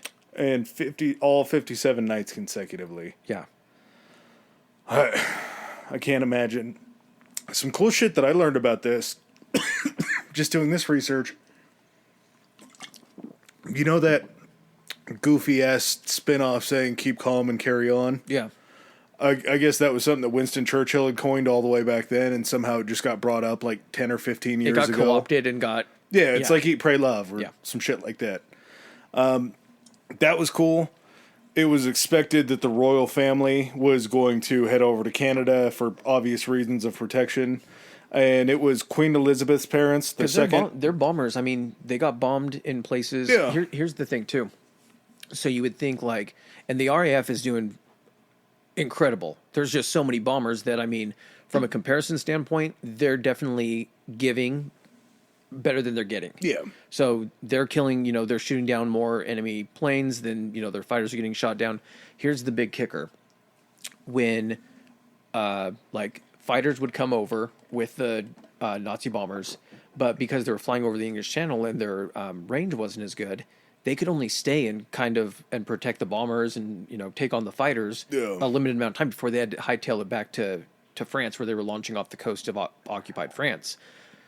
RAF guys could stay up there for a while fighting. They didn't have to worry about saving gas or anything because they could just land. They're dropping right below themselves. Here's the other thing, too. German gets shot down anywhere over the English Channel or England, you're not getting that guy back as a pilot. Any of these RAF guys having to bail out or getting shot down, they're back in a new plane. As long as the landing's soft, they can go back up. And so even now, you're going to kind of start to see that there is an attrition to some of the tactics that the Nazis are doing, and it's going to get even worse. But what you're seeing here is you're not really seeing the fact that, yeah, you're launching, all of these bombing raids, but and the Germans also think that they're inflicting a lot more damage on the RAF. Like, their pilots are coming back and overinflating their numbers for kills. Yeah.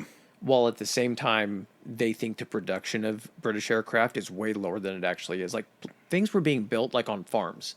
Like, you would have all these parts come into, like, what would look like a dairy farm, and underneath all of the covers, they'd be assembling, like, Spitfires and shit. Like, the whole country was just on war footing.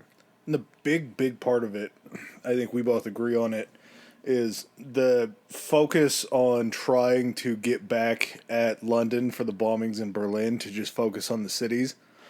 It allowed all of those airfields to be rebuilt at a lot faster pace. Yes. And it just allowed all those RAF pilots just enough rest to be able to come back and really start whooping ass again. Or to start training. Yeah. To refill their ranks. That was a really good point, that had they been hammering the RAF and continued to do that, they might not have been wiped out, but their ability to defend would have been diminished. I mean, you can only take so much damage and everything.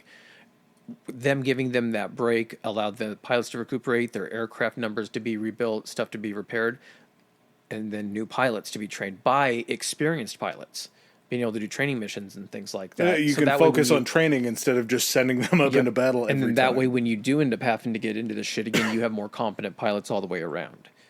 So, I mean, the big thing that Churchill comes out and says, with the RAF, it got, this was something that was for months, and as long as it was happening, if you would go see a movie in the States, this would be on the new reels. The Battle of Britain, rages in the skies over London, and it'd be showing the planes and all the whitetails, all the contrails and all that kind of stuff. You would see highlights of this, so it got national attention, which kind of seems weird to say about a war, but when it's in the media and worldwide media, obviously something crazy is going on. Yeah. And that was what Churchill was describing as, the speech never has so much been owed to so few. Guy was just a hell of an orator. I'm really glad we did an episode on him before this. Oh yeah, definitely. He was of the soul of the British resistance. It's like you were kind of asking me, like, man, like these people to hold out, especially when you were like, imagine, you're 6 days in and you're like, man, they've fucking bombed us the last 6 days. And then you're like 12 days in, you're like, so they're not stopping. Yep. Like, how long can this thing go on? 25 days. And you're like, so it can't stop. Apparently it doesn't have to stop. Just every day you wake up in that train station and you put another mark on the wall of like 15, 20 days straight. You're so good. You've got your time running into the bomb shelter so fucking dialed in. Yeah, and that's fucking do it so much. It's literally, these people were surviving in bomb shelters. They were sleeping underground in like the subway stations and subway areas of Great Britain because that was the safety of being below ground. Like, that was where you had to sleep with everybody else underground. And then during the day, you pray to God there wasn't a bombing raid, but you go out, you do your shit, and then you just come back to the exact same spot in the tubes in London for protection. They destroyed so many buildings, and so, like, that's the other thing too, is every day that you wake up after you've been down there and you just walk out and there was just a building that was there the day before and it's just smoldering rubble. Like, what do you do? I don't know. Be thankful that it wasn't your building. Yeah, I guess. It just, the assault that those people took is just absolutely insane. And not to mention, you still have everybody getting up the next day and going into those factories and building the new shit. Keeping the country going. Your production is still happening. And, well, apparently, like, Hitler had seen enough by the end of September, because by the end of the month, he had suspended, not canceled, because that would have made him. He's like, we're just gonna put a pin.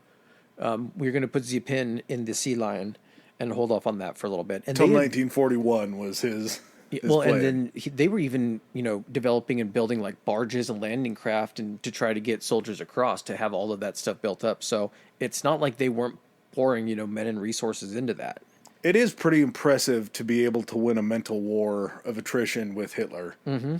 The fact that those British people were so stubborn that they held out against like the most stubborn man in history. Well, yeah, but like really just like boil it down, think about it. So Goering thinks, without really knowing what the fuck he's talking about like their strengths and everything, we're going to be through this in like max 5 days. Yeah. And then you're months in and they're still not giving in. And Hitler's like, well, what's going on? He's like, I guess that, he's like, I didn't know what I was talking about. He's like, there's never been a war like this. Turns out this is the longest 5 days in the history of days. And Hitler's like, well, now I'm fucking embarrassed, so we're suspending the fucking plan. Now I have to go back to the table and I got to tell everybody that my calculations are wrong. I feel like Goering gets away. He's like one of the few people that can get away with stuff. Because like if that had been someone else and like had been like, yeah, 5 days, start putting all this manpower and resources into gathering all of these guys, and then it ends up having to be suspended, that person's usually dead. That person gets hauled out by the fucking Gestapo.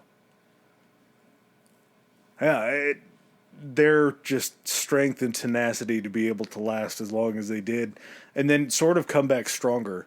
And we talked about some of this, and we're going to be getting into Barbarossa and the Eastern Front into the Soviet Union here in a second. But when these troops come back and start taking over these swaths of land against Germans, they, I don't think, are very... They're basically handing out receipts. Oh, yeah. As far as when they come back and they're on the offensive, they're not sparing a lot of lives. It's revenge. Yep. Yeah. It's just fucking call it what it is. And what do you have to say that revenge isn't justified when you just were awoken every single night and stayed awake for 58 straight nights? I cannot want to hear about it or not agree with it, but I can't say it's not just like I don't know. I can't say that. You're just not wrong when you say that it was justified. And Barbarossa. Well, before we get to Barbarossa, in October on the 28th, that same year, 1940, Italy invades Greece. Okay, He's like, I'm not really... And this whole time, too, while, like, Hitler's doing this stuff, Mussolini's basically telling him, like, we're still building up our forces. We're not ready to fully help you as far as, like, all of our soldiers. And Hitler's like, that's fine. I need, like, 500,000 workers. And he's like, I can send you workers. We got workers. It's going to slow down the workers. It's going to slow down our production, but as long as I'm helping and as long as I'm a part of it. And I think it was, 1939. He flat out told him, he's like, hey, I'm here morally for you. I got your back.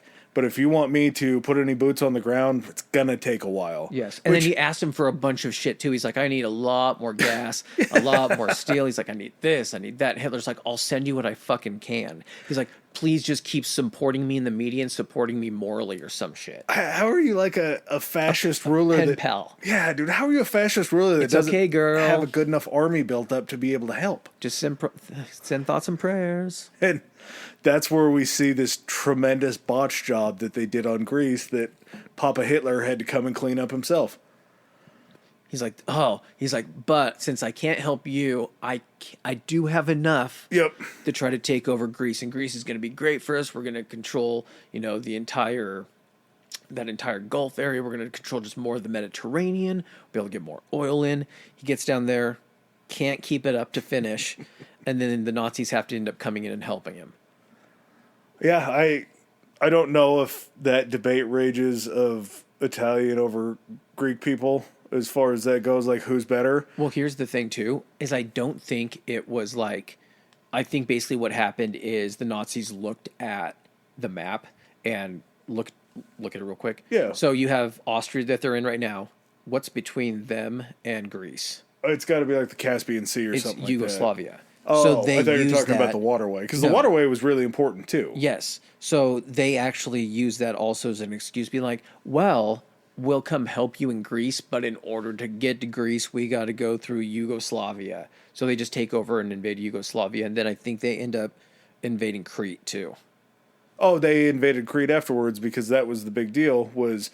Once the Greeks went ahead and pushed the Italians out and the Germans came down, the Germans pushed them all the way out of Greece to where they had to retreat down to Crete. And Crete was actually the one and only time that the Germans used where you dropped people out of planes with paramilitary. Paratroopers. Yeah. Yeah. It was the only time that they dropped them in because Hitler was concerned at the rate that they were being killed as they were being dropped out of the planes. So that was the one time that they had used paratroopers was to get into Crete, and they still ended up winning and taking over Crete. But it was the one... Fallschirmjäger, I think is what they called the paratroopers. Could be. But yeah, that was the one time that they were used was to get into Crete, and Hitler didn't like the way that they were just being shot as they were floating down, so he put an end to it. You gotta land him at a different time, man. We prove it works. But that's Several the thing, times. is we saw what happened, and Hitler was like, this is too much for us. We're like, fuck it, we'll strap some dummies with some parachutes and send them out. True. Maybe they'll get shot at, too. So in December 1940 to February 1941, this is finally where you're going to see the Allies start to actually hit back. So this is Operation Compass. And this is kind of where all of there's shit happening so much between now and the time of like the Normandy landings that it's insane. And so we're, as soon as December of 1940, Allies are in North Africa. And I think they've defeated and pushed like Italy out of North Africa or kind of forcing them out at that point. Because then that's when you get Erwin Rommel in February 41, Operation Sunflower. Grab board 3. And with Operation Sunflower, that's where you get the German, what they call the German Africa Corps, spelled AFRIKA. That had to be a KKK. Oh, no, because that wasn't a thing back then. No, it wasn't a thing. But you get Erwin Rommel, who nicknamed the Desert Fox the Desert is Fox. a fucking badass nickname. So at this point, because Italy had been in control at this point, Germany was able to go ahead and take advantage of them having controlled the Mediterranean, getting all of the oil that was coming from the Middle East and being supplied that way. Well, because of the Allies coming in and starting to force them back, they're starting to take back control in North Africa and also kind of over. What would you consider that? Middle East? Yeah, Middle East, Mediterranean, sort of. And essentially, when Italy showed up down there, they showed up in Libya, and that's got all the North Africa stuff on it. But when they showed up in Libya, they really wanted to push over into Egypt because they needed control of that Suez Canal. Mm-hmm. They really, really liked the stuff that Egypt had. And so as they were coming over from Libya, they got to a place that was called, what was it? El Alamein? Yeah, El Alamein. No, it was Sidi Barina. Sidi Barina. It was a town over in Egypt. So they had crossed over, they had gone through Libya, and they were just basically following the coastline as they get over to there. Once they get over into Bahraini, that was when the forces of the Americans and the forces of the British and then the British colonies, there were Indian troops that were there too. Mm-hmm. And they're just like, hey, you guys have come too far. This really isn't going to work out well for you. You need to go back. And the Italians thought they were hot shit. And the Americans just came and swept them all the way back along the coastline. Through Bahraini, they had pushed them all the way back into Libya. That's right, because the British do take control of the Suez Canal. Yep. They had gone through and swept them all the way back to their starting point, which I believe was Benghazi in Libya. And February 6th, 1941, the fall of Benghazi brought Erwin R. Rommel, the Desert Fox, down to help the German forces. It was just another mess that they had to clean up that was Italy.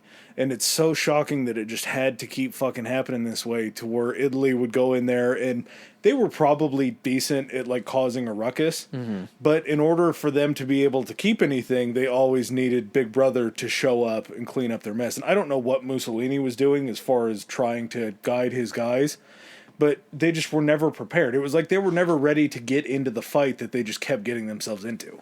I feel like, so like with the strategy, and you're like, well, why wouldn't you just build up your forces and do the Normandy landing much earlier than this? It's so close, that's the closest spot to Britain.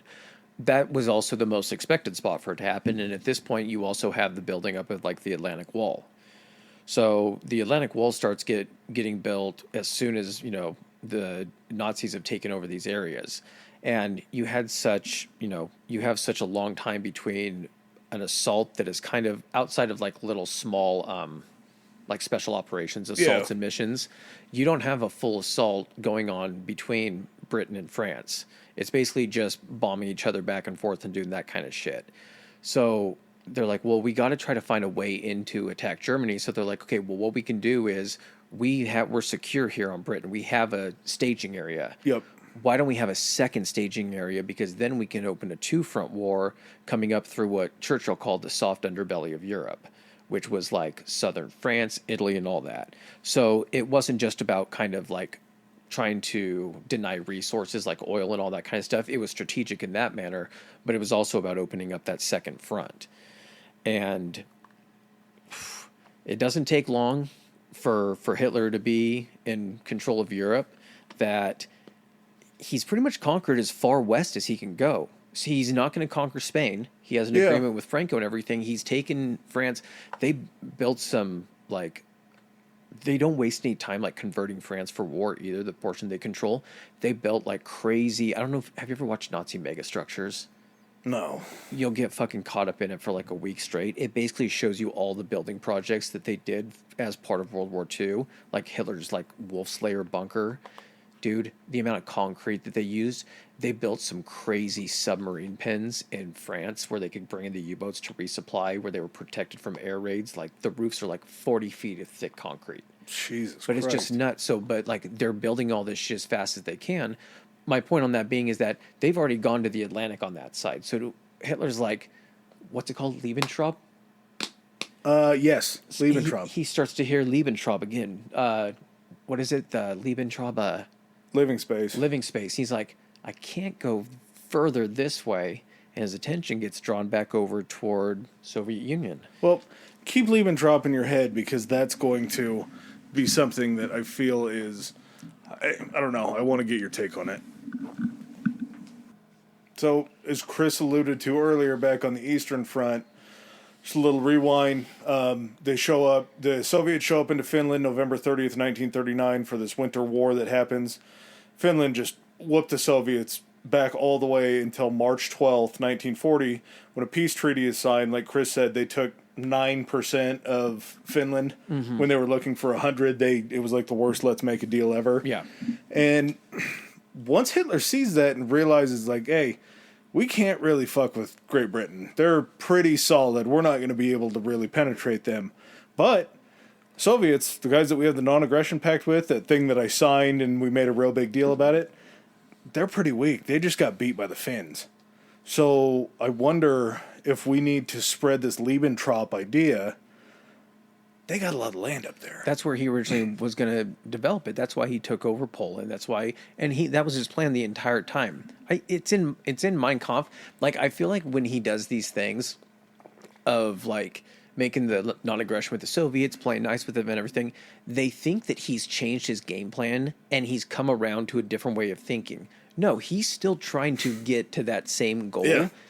He just didn't spell out the entire playbook. He basically needed to wait until he had the Soviets, because he couldn't have just come right out against them, because then he would have been fighting too many fronts at that point. Yeah. The whole idea of him always staying on plan A was something that really, I don't know, man. Plan A was just always in his mind, and he was never willing to change Plan up. A had, like, to get to B, had, like, micro plans within. Yeah, yep. Like, it wasn't just, like, his plan wasn't just, become the dictator and then take over part of the Soviet Union. I'm sure, like, he was asked about that by fucking Stalin, been like, hey, in your book, and he's like, yeah, man, he's like, I wrote that years ago. He's like, you're good, right? And in reality, that was just part of the play in order to get to the same ending. He could just change out the middle of the book. And that's really what he did, because he knew that the Soviets were going to be somebody they wanted to take on. And then once he sees the poor showing of the Red Army in Finland, he's like, but we might as well just start working. He's like, these why guys am I over." paying these guys for all the gas and resources that I'm getting when they seem like it would be very easy to just take all this shit from them? Those can still be mine, yeah. And all we have to do is sneak over the border. I'm going to send one troop down to, I believe it was the lowlands, to start working on oil. And the Caucasus, I think. I'm going to send another group to start to establish the farmland and to start clearing that area out so we can start getting some seed down. And then I'm going to send another area at kind of, was it Leningrad that they started around? I believe they worked through Leningrad before they got to Stalingrad. But they went for Moscow first. So Operation Barbarossa was the Nazi invasion, opening the eastern front of the Soviet Union. Now, because the United States wasn't in it, not a lot gets covered as far as the invasion and how long they were actually at war with the Soviet Union. So basically from 1941, June 22nd, that's when the Soviet Union and Nazi Germany are at war. So for the majority of the war, for fucking, 4 years, they're at war with each other. It's the largest invasion in recorded history. I think 3 million. Yep. 3 million German troops invaded the Soviet Union. There were several prongs to the attack, but basically the initial and largest thrust is we're just fucking hightailing it for Moscow. Well, and when you hear 3 million, you think that that's just such an expansive amount of people. I want to say their line that they sent through was 2,000 miles long. The front was enormous. Yeah. Because they had to essentially cover, because as you if you're looking at a map or anything, which this is useful if you guys have the ability to look at a map while we're talking, it makes a lot of sense. As you're marching into Russia, it gets wider. Yep. And so the front gets wider. larger. Weirdly enough, that I didn't really think about this, most of the major Russian cities are in the eastern portion or in the western portion of Russia. Yeah. I don't know what the fuck's all the way across. I don't even know if I can name you a city Siberia. that way. Is that Siberia? I thought Siberia was the northern part too. I think it's north, yeah. So you have basically areas that are close. You have Leningrad, which is kind of up in the north as you get into Russia. You have Stalingrad, which is further in the south. And then kind of in the middle as you're working your way up, kind of in an easterly direction, that's when you're having to march to Moscow. And so that's essentially what this plan is we're going to march into Moscow. We're going to go ahead and cut off the head of the Soviet leadership. And now we're going to have our Lebensraum. This will be our living space. And then we'll be good. And remember how I used to call the Soviet people savages and Untermensch and subhumans and everything? That still all applies. They're all still communists. They're all still communists. So now we get our chance. We're done playing nice. The facade is over.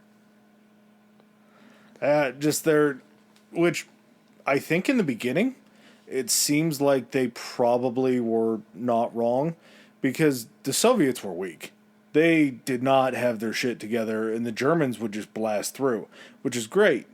The thing that I feel like we talk about in every war episode, but it somehow isn't the main driving factor that we ever think of why people lost, is they can move so fast on this blitzkrieg, but their supply lines have to be able to catch up where they're going to be. It's going to be a bunch of unforeseen, but should have been very easily seen factors. And I love me some war numbers. I love the strategy of it all and everything like that. So kind of just getting back for Barbarossa, because it's going to have its own episode. So it's going to be light what we cover on. It's just going to be certain key events. Then we're going to just gloss over it because we got more war to cover. So bloodiest, active, because you have this basically what's called the Axis Soviet War within World War II, becomes the bloodiest in world history. 30 million dead on the Eastern Front. It saw more land combat than any of the other theaters combined. Just the sheer size of the area. Yes, and the amount of people. They're seriously just shipping people. Once they get to needing more Soviet soldiers, all that land we just talked about, not knowing what the fuck it is, they're just pulling people in from there to serve, throwing rifles in their hands. Get out there and don't turn around because we're going to shoot you if you do. Yeah, that... we'll get to that. Yeah, okay. So the night of the invasion, this guy, his name was Marshal Timoshenko. He comes into play kind of in and out of this.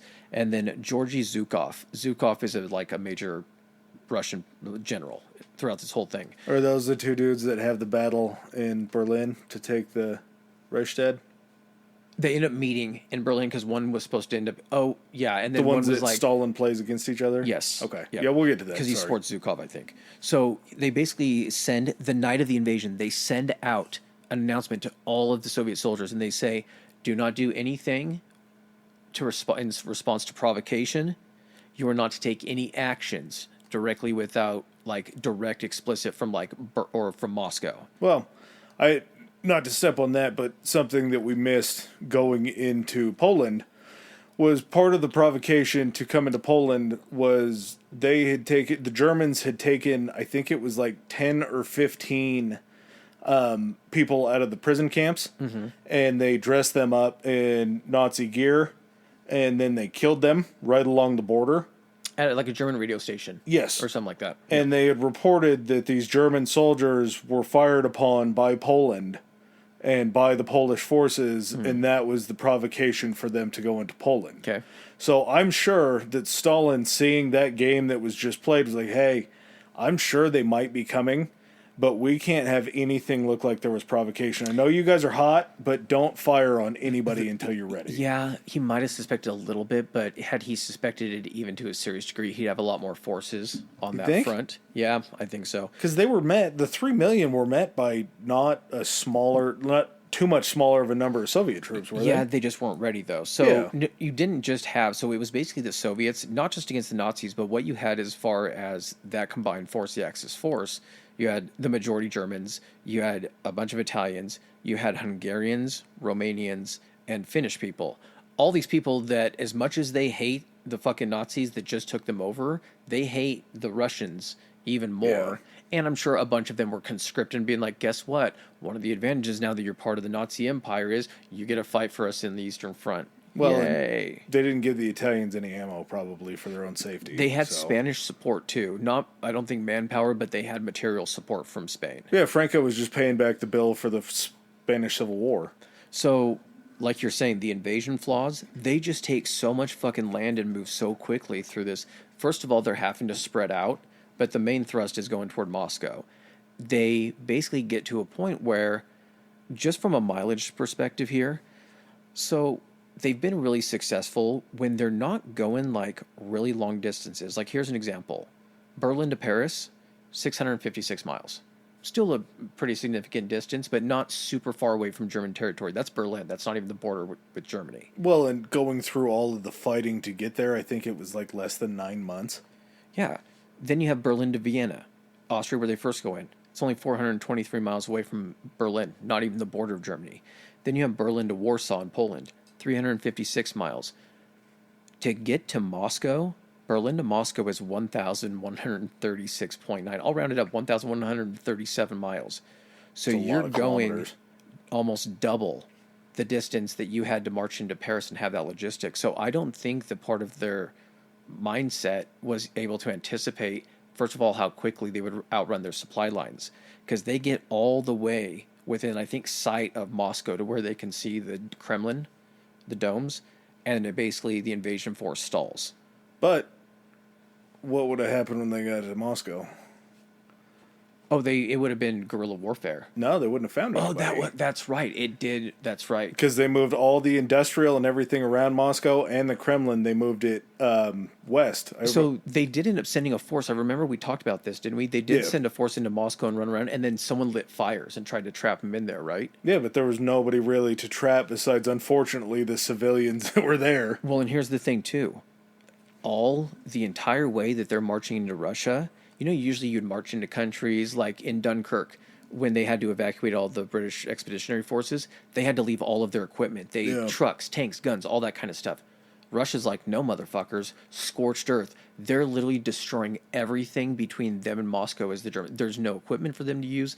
They're flooding fields. They're tearing up roads. They're basically making this as difficult as fucking humanly possible. And just hearing some of this stuff, the Russian people, fucking scary. Yeah, oh yeah.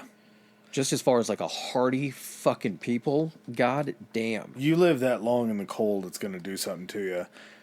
There was the amount of military personnel that didn't really have a problem with ceding land and evacuating, running away from the German army coming up. What was Stalin's plan to stop that?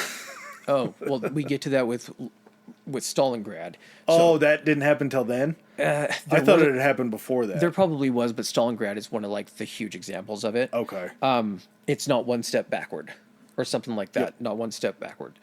But 2 days after Barbarossa actually starts, not 2 days after. 2 days after the invasion force stalls, Hitler actually gets some news that really actually raises his spirits.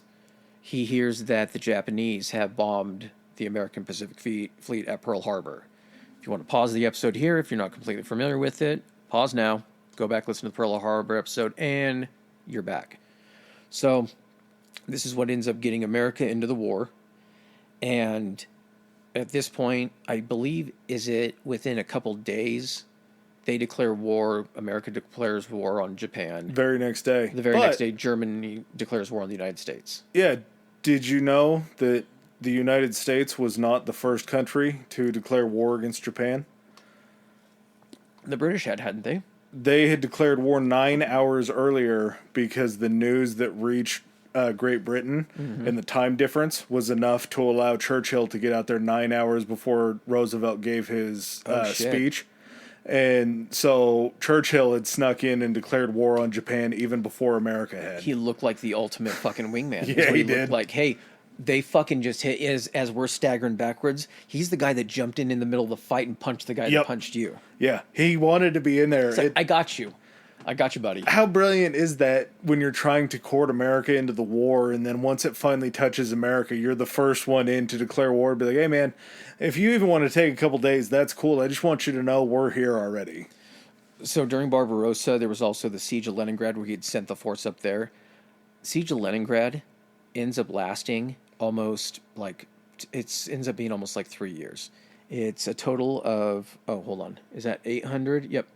872 days. So while everything else is going on in Europe during the course of the whole war, there's this siege of Leningrad, and basically Hitler gave him instructions to exterminate, wipe Leningrad, because it's named after Lenin.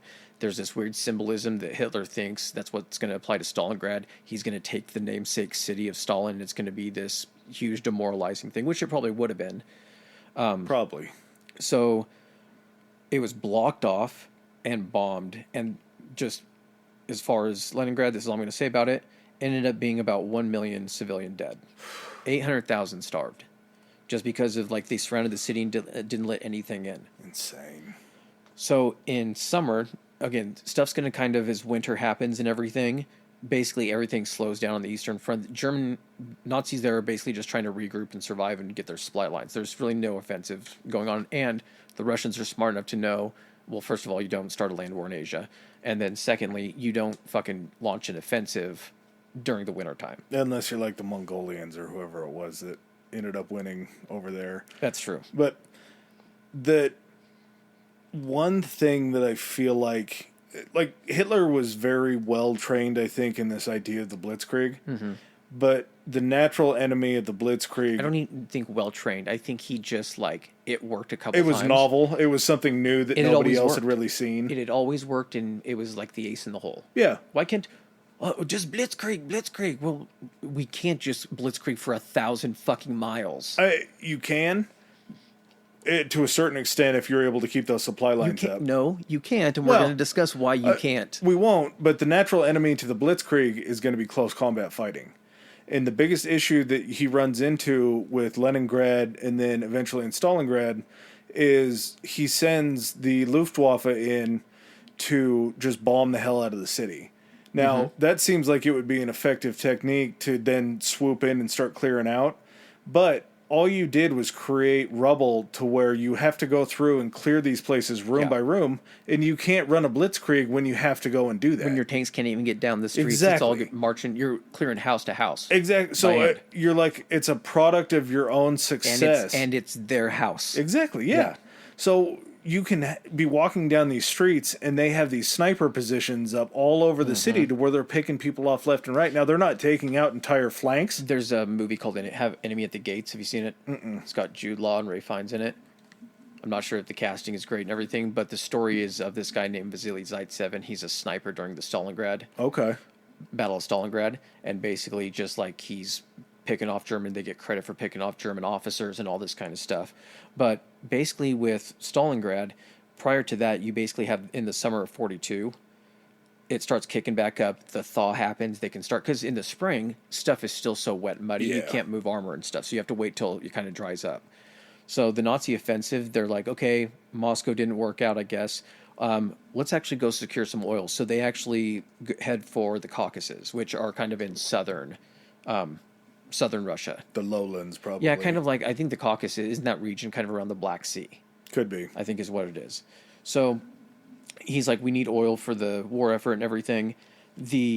While they're doing this, the Soviets launch like an offensive and almost like catch their flank and almost end up like destroying them. And so Hitler's like, well, shit, if we're just going to be going for the Caucasus, we might get flanked again. Let's go ahead and draw their attention. So he splits the forces, and he's like, part of you are going to take Stalingrad. Mm-hmm. That's the crown jewel. The rest of you are going to the Caucasus. So August 42, on the 23rd, actually, is the official start date of the Battle of Stalingrad. And basically the justification for it, other than being like a token of Joseph Stalin, is that it basically allows them to, it's a transportation hub because it's right there kind of near the Black Sea, or it's on a big river. And it has, where was it? It's like a transportation hub as well. It gives a lot of unmolested access to the Caucasus and everything for them to move oil. But part of the city backs up to the river. Well, the river being a natural defense, essentially the Soviets can basically stage and hold people on the other side of the river and keep moving people into the city, enough so that we're going to do Stalingrad on its own. Yep. But at one point during this entire thing, about half of the year that it happened, the Nazis actually pushed them back to just 10% of the city. And it was the area, it was a strip of land like along the river. And so as the Luftwaffe was, bombing them and strafing barges and everything, they would just be moving more soldiers into the city, and would just be like you were talking about, the human waves being sent out, where they would send them out in charges, and then machine guns would be set up behind the charge to where if anyone turned to run, they would be machine gunned by their own people. Their own people. And in some situations, there weren't even enough rifles to go around. So they would hand a guy a rifle loaded, hand the next guy ammo, and is like, if he falls, pick up his rifle and fight. And this is just something that they end up doing repeatedly during Stalingrad. There's just so many things, and I think that first winter was sort of the time when Stalin got his shit together. I think he started realizing that they could keep They got to call people in, time to resupply and everything. He knew how to play the winter right for him. They also knew, I think, at that point, because of trying to move around during the winter, once the Nazis got where they were, he would then know where they were. Yeah. And he could just move them. He's like, well, they're not going to be moving from Stalingrad for a while, so I can just... And that's what he ends up doing during Operation Uranus. Which, I want to say, part of me thinks that Stalin is like, I'm coming for that ass, so I'm calling it Operation Uranus, because it was one of the Roman gods or what bullshit. Yeah, Uranus was probably the guy that discovered the planet. He's like, this is where I'm going. It's in Uranus, Hitler. So it was a pincer move, basically coming wide around both sides of Stalingrad, coming around the back, and then squeezing what was the entire 6th Army. Pincer basically like you're running a pair of pliers. Exactly. Or like calipers. They have kind of, because you're coming around the back and you're pincing. Yeah. So the guy that's in charge of the 6th Army is like, hey, I think we can punch through the lines and make a breakout and try to save most of the 6th Army. And Hitler's like, no, you're going to fucking hunker down. I'm not giving up what we've taken of Stalingrad, and you're going to go ahead and fight to the last man. And do you know what he fucking did to make sure that this guy followed orders? He's like, I'm also going to promote you to Field Marshal. And the reason he did that is because in the history of the German Empire, no Field Marshal had ever surrendered. And he knew by making that guy a Field Marshal, he wouldn't want to be the first Field Marshal that ever surrendered. Just peer pressured him into not surrendering. Well, as a result of this, Operation Barbarossa, about 750 to 870... Oh, sorry, this is just from this portion at Stalingrad. 750 to 870,000 casualties. The Soviet casualties at Stalingrad, about 1.1 million. Yeah, that's also factoring in all the civilians. Mm-hmm. So, a certainly high amount. If you're looking to give any sort of win where the people die, that pincer move that surrounded the 6th Army, that took 265,000 soldiers hostage. Prisoner. And only 6,000 of the 265,000 made it back to Germany. Yeah. That's what. Just mass graves, work camps to death, Siberia, work in a munitions factory. You take your fucking pick your poison of how they died. Like, what is that, though? Is that like 2% of the 265 even? Probably less. Yeah, maybe 2. That's the other. Here's the other, I guess, silver lining, if you want to call it that. This was essentially the last actual, like, this was the beginning. The beginning of the end was going into fucking Russia anyway. Yep. But this is at this point when they've had such a major loss that they have to start pulling back toward the German territory. And such a big part of the reason why they were so successful was once they had the Sixth Army surrounded and they had that many soldiers within their grasp, the attempts to resupply them were all going to have to be airdrops. And Goering was like, we can do it. And the people like that were actually the logistics people are like, dude, you know this army needs, and I think it was something crazy. It was like 2,000 tons of supplies per day. Mm-hmm. And like, we don't have enough planes to carry even remote. We can do like 500. So they started pulling bombers off too. Well, bombers aren't going to be able to hold as much weight as a cargo. They were also dropping supplies to like the Germans too, or to the fucking Russians too. Oh, because the Russians were picking them off?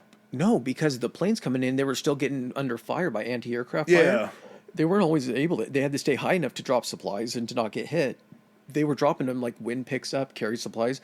So not even all these supplies are getting to the Nazis. So yeah, if you can't resupply with food or even weaponry, you're just basically never going to be able to punch through that hole. It was like a red German wave that they just could never fight their way out of. Or a red Soviet wave. So in May of 43, and we'll go back and kind of touch on this maybe a little bit more, but May 43 is the date in which the Axis are actually pushed out. So like the Germans and the Italians are pushed out of North Africa and are pushed back essentially to like Sicily and to like the Italian. We got to talk a little bit more about. We will. I'm just touching on that because I want to get out of the Soviet Union first before we kind of bounce back a little bit. So July 5th to August 23rd is pretty much the last like major engagement between the Soviet forces, the Russians, and the Nazis. It's the Battle of Kursk, and this had to have been so fucking crazy. It's the largest tank battle that's ever taken place. And was basically, like I said, the last major Nazi offensive on the Eastern Front. 3,000 German tanks get taken out. Or, sorry, the Germans had, like, I think around 3,000 tanks. The Soviet had 10,000 tanks. Jesus. And, I mean... Oh, sorry. Germany 3. The Soviets had 7,000 for a total of 10,000 tanks during this battle that took place about a month and a half. And on the Eastern Front, essentially... That's just so many things that they just built being lost in one fight, one battle. While Stalingrad was happening, how you were saying how the Russians were able to move so much of their manufacturing stuff, all they're doing is fucking building these. I think they're like T-34 tanks or whatever. And these things were built to operate essentially in the fucking Soviet Union, so you know that they were fucking reliable. But yeah, on the Eastern Front, 8 million Red Army troops died. And then the Axis on the Eastern Front during this engagement, 6 million. That's fucking nuts, man. Yeah, and to 14 million. To say that the side who lost more lost is sort of, it's, I swear to God, in every war that we do, it's the same shit. Because as long as you can keep throwing, how did the North win against the South in the Civil War? Yeah. We just had more people. How did we... And a little bit more advancement, which, the Russians, that's kind of along the same lines, a little bit more advanced stuff. Yeah, but it's just so much of those things that the mass supply of people always kind of seems to overcome. And even though they took that many more losses, they still are just pulling troops out of their asses. Mm-hmm. It's just crazy how many people they have at their... I guess when you're a communist and you control all that shit, like you're pretty onto it. All right. Well, we are going to head back to Africa for you. Kick ass. Like they're pushing them back. They're headed back into Egypt. They're basically clearing all this land super duper They're moving quick. toward essentially like where the Suez Canal is. They're trying to capture that area. Yeah, and they moved them all the way back to a town that you mentioned earlier, El Alamein. Mm-hmm. And the fortifications inside or outside of El Alamein were pretty brutal. They really made sure that they had built up a line that by the time the Nazis got there, it was just going to be impenetrable. So much so that they actually had 2 battles of El Alamein. El Alamein was such a big success for the Allies against the Axis that it pushed them all the way back to them landing in, I don't remember what it was called. Algiers? Because I know they push them back past, like, is it Tobruk? Yes, that's right. Tobruk, I believe, was their big holdout. Well, they ended up having to leave Africa from is they chased them all the way back into Tunisia and then to Tunis, which is on the coast. So basically, if you're looking at the Mediterranean, Tunisia, the little part of it that goes up in Tunis, is almost directly across, like just to the right of it. Or I guess to the east of it is Sicily, almost directly across. Mm-hmm. So as soon as they get pushed out, and it's like North Africa is just like it's a tug of war back and forth the entire time. Like the Allies will take ground, Rommel will take ground, Allies will take more ground, and this is where Eisenhower actually is in the beginning as well. Eisenhower and Patton, right? Yeah. So 2 of the future president and a guy that's looked at with great military respect. The guy that's going to be the supreme Allied commander once everything is all said and done is down there, cutting his teeth. And we don't, that's kind of the whole thing that has me so tied up in Africa and why I really am more interested to do the episodes on it, is because it's just something that we did never really hear about. North Africa was kind of felt like an afterthought. Like you knew that the Allies had to get up into Italy and start making a move up towards Germany that way. Yeah, you couldn't just bypass it and then get hit in the back with all these forces from there. You had to take it and then start crunching in on Europe. And they just don't, it doesn't feel like you get a lot of shine. It's always kind of like an afterthought to be like, oh yeah, and there was some fighting down in North Africa. But for the most part, like you say, it was such a tug of war. All the early Allied stuff was down in Africa. That's essentially what allowed Normandy to happen as well, is they still had to pull all of these resources down because it was an active invasion going on down in Italy and Sicily that we're going to get to. So the Nazis or the Axis forces down there end up surrendering on May 13th, 1943. So the African campaign is literally like 2 to 3 years. Yeah. And 275 of those Nazis or Axis end up becoming prisoners of war. And like I said, they go from Tunis over to Sicily, and they still control essentially Nazi-occupied Europe is still considered Sicily, and then right next to it, Italy, and then going back up still into France and all that area. Sicily is literally just a big island right off the boot. So that's where we're going to get to the invasion of Sicily, which takes place July 9th to August 17th. So fast, dude. Yeah, fast they took through Sicily. It was like they ran their own blitzkrieg on Sicily. Yeah, they surrender in Africa on May 13th, and they're like, okay, let's plan something for like 2 months? So they still have, and at this point, they have pretty much major control of the Mediterranean. Yeah. So they're able to bring in, additional shipping and stuff like that, additional supplies and soldiers. I just am so surprised, and maybe not so, because all we've done is shit on Mussolini when it comes to talking about the Italian forces. But the fact that, and granted, Sicily's not massively huge, but July 9th to August 17th, like that's all that it took for them to clear an entire island of Operation Italian Husky, baby. fascists. Operation Husky. Yeah, it was an amphibious assault. Basically, again, they took it to gain almost complete control over the Mediterranean, except for Italy itself. But it would allow them to start landing in a huge staging area to launch an actual assault on Italy. It was an airborne and sea landing. So the night before the invasion of the Operation Husky invasion, they dropped paratroopers behind enemy lines to like secure key points and kind of cause disruption. And basically, at this point, once all was said and done on August 17th, the Nazi and Italian troops were forced to evacuate to Italy. So in just a very short span of time, North Africa has been taken. There's now a staging area for an assault on Italy. And September 3rd, we go from May 13th to September 3rd. This is already the invasion. This isn't even counting when it was planned, how long it had been planning. And this also shows you, man, like this stuff wasn't just thought of, after they take Sicily. May It wasn't 13th. like, now let's start planning for Italy. It was like, this stuff has already been planned to where all of these ducks have to fall in a row. It's just the next plan up. It's already a folder, dossier sitting there. And it's just like, what's next? Invasion of Italy. So May 13th from the close of the African theater. Yeah, but at the same time, the plan to invade Italy was already in play by this because they're already having to logistically send men down, build up troops and everything, and kind of figure out what they're going to do. The other very, very necessary part of this was our biggest ally in the Soviet Union, Joseph Stalin, kept looking back at... Comrade Stalin. Yeah, Comrade Stalin kept looking back at Roosevelt and Churchill. He's like, hey, fellas, I'm pretty much fighting this shit by myself up here. Is there any way that you guys can maybe open up a second theater so you can take a little heat off me? Hey, motherfucker. Whose gas was it that the fucking Nazis were using when they invaded France and the bullet casings? And what about that Polish area you currently occupy right now? Hey, man, we would I'd like to start my 3-part apology by saying I was wrong about Hitler. We'd like to start a second front, but unfortunately you gave the Germans all your oil instead of giving it to us. We don't have any gas. Wow, sure would be nice if, you hadn't given them such a large front over on your side.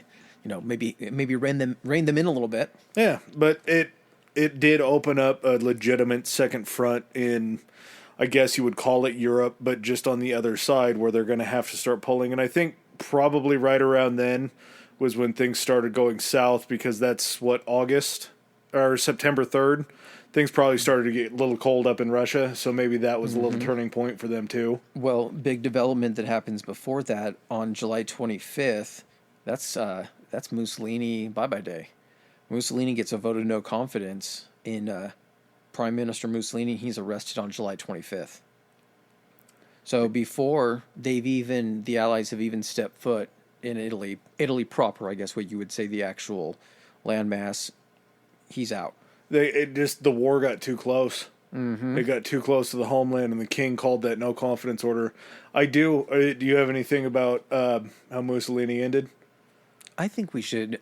I like the way that it ended. Yeah, you think we should hold it off until his Let's episode? Hold it off for the Mussolini episode. Yeah, I really feel like we should. You're going to have to listen to the Mussolini episode to find out how what ends up happening to him. I promise it's worth it. Yep, you'll be head over heels when you figure out what happened to him. So September 3rd, time to take back Italy.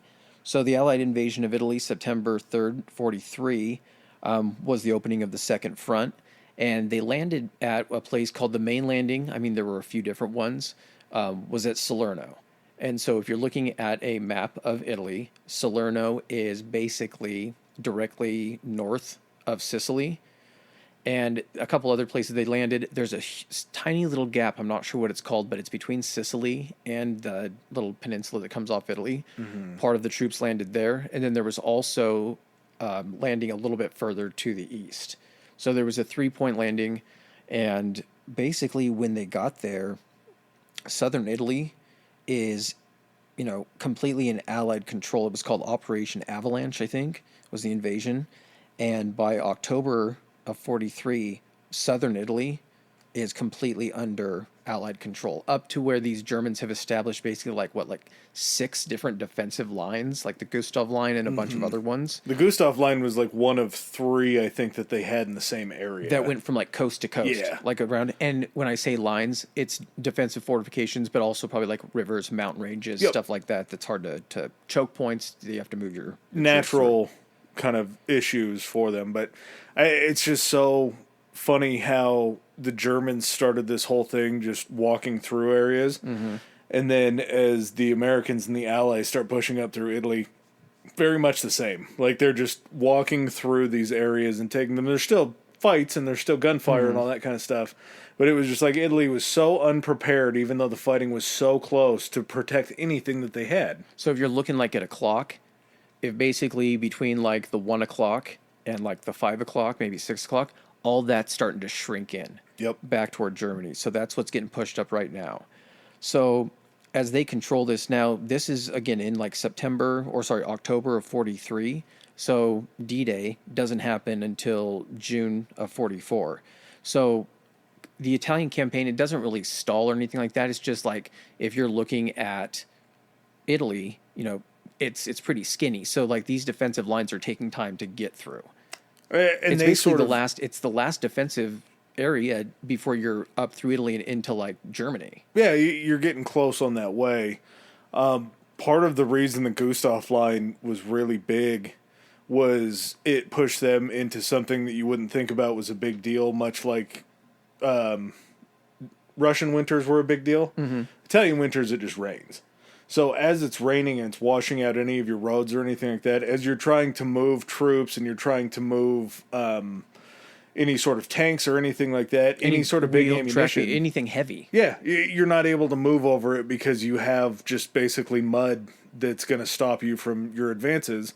So it was probably still a really nice winter, but it was a situation where they pulled up to the Gustav line, and once that winter hit and really pounded them with as much water and rain and everything as they got, they weren't able to really move in to fight the Gustav line. The Gustav line had a couple very interesting things too. There was I think it was called the Casino. It was like a fort. It was a fortress, but it was a monastery. It was a casino monastery. Monte Cassino. There was a battle called the Battle of Monte Cassino might have been it, yeah. And it was just basically a beautiful stronghold on top of this mountain range to where they had the high ground. The Germans had the high ground, and they could go ahead and clear it out. And it finally broke when they were able to send, I'm sure RAF was the main air support. It was a combination. It just bombed the living shit out of Monte Cassino and sort of cleared the way. But the Gustav line, I think, was fairly... They had these massive rail guns that would be able to fire... I don't know if that's where the Gustav gun comes from. I think so that might have been... that's the name, but Gustav, I think, is like someone in German. I thought it was World War I where they had the big Gustav guns. That's so maybe in World War II. Oh, was that's it? World War II, yeah. Okay, so maybe completely Gustav fucking line. pointless. These things are useless. Yeah. But it was a situation where once they finally broke through the Gustav line, they just kept running into shit left and right. And a big issue was once they broke through the Gustav line, there was actually I forgot what the mission was, maybe you'll remember it.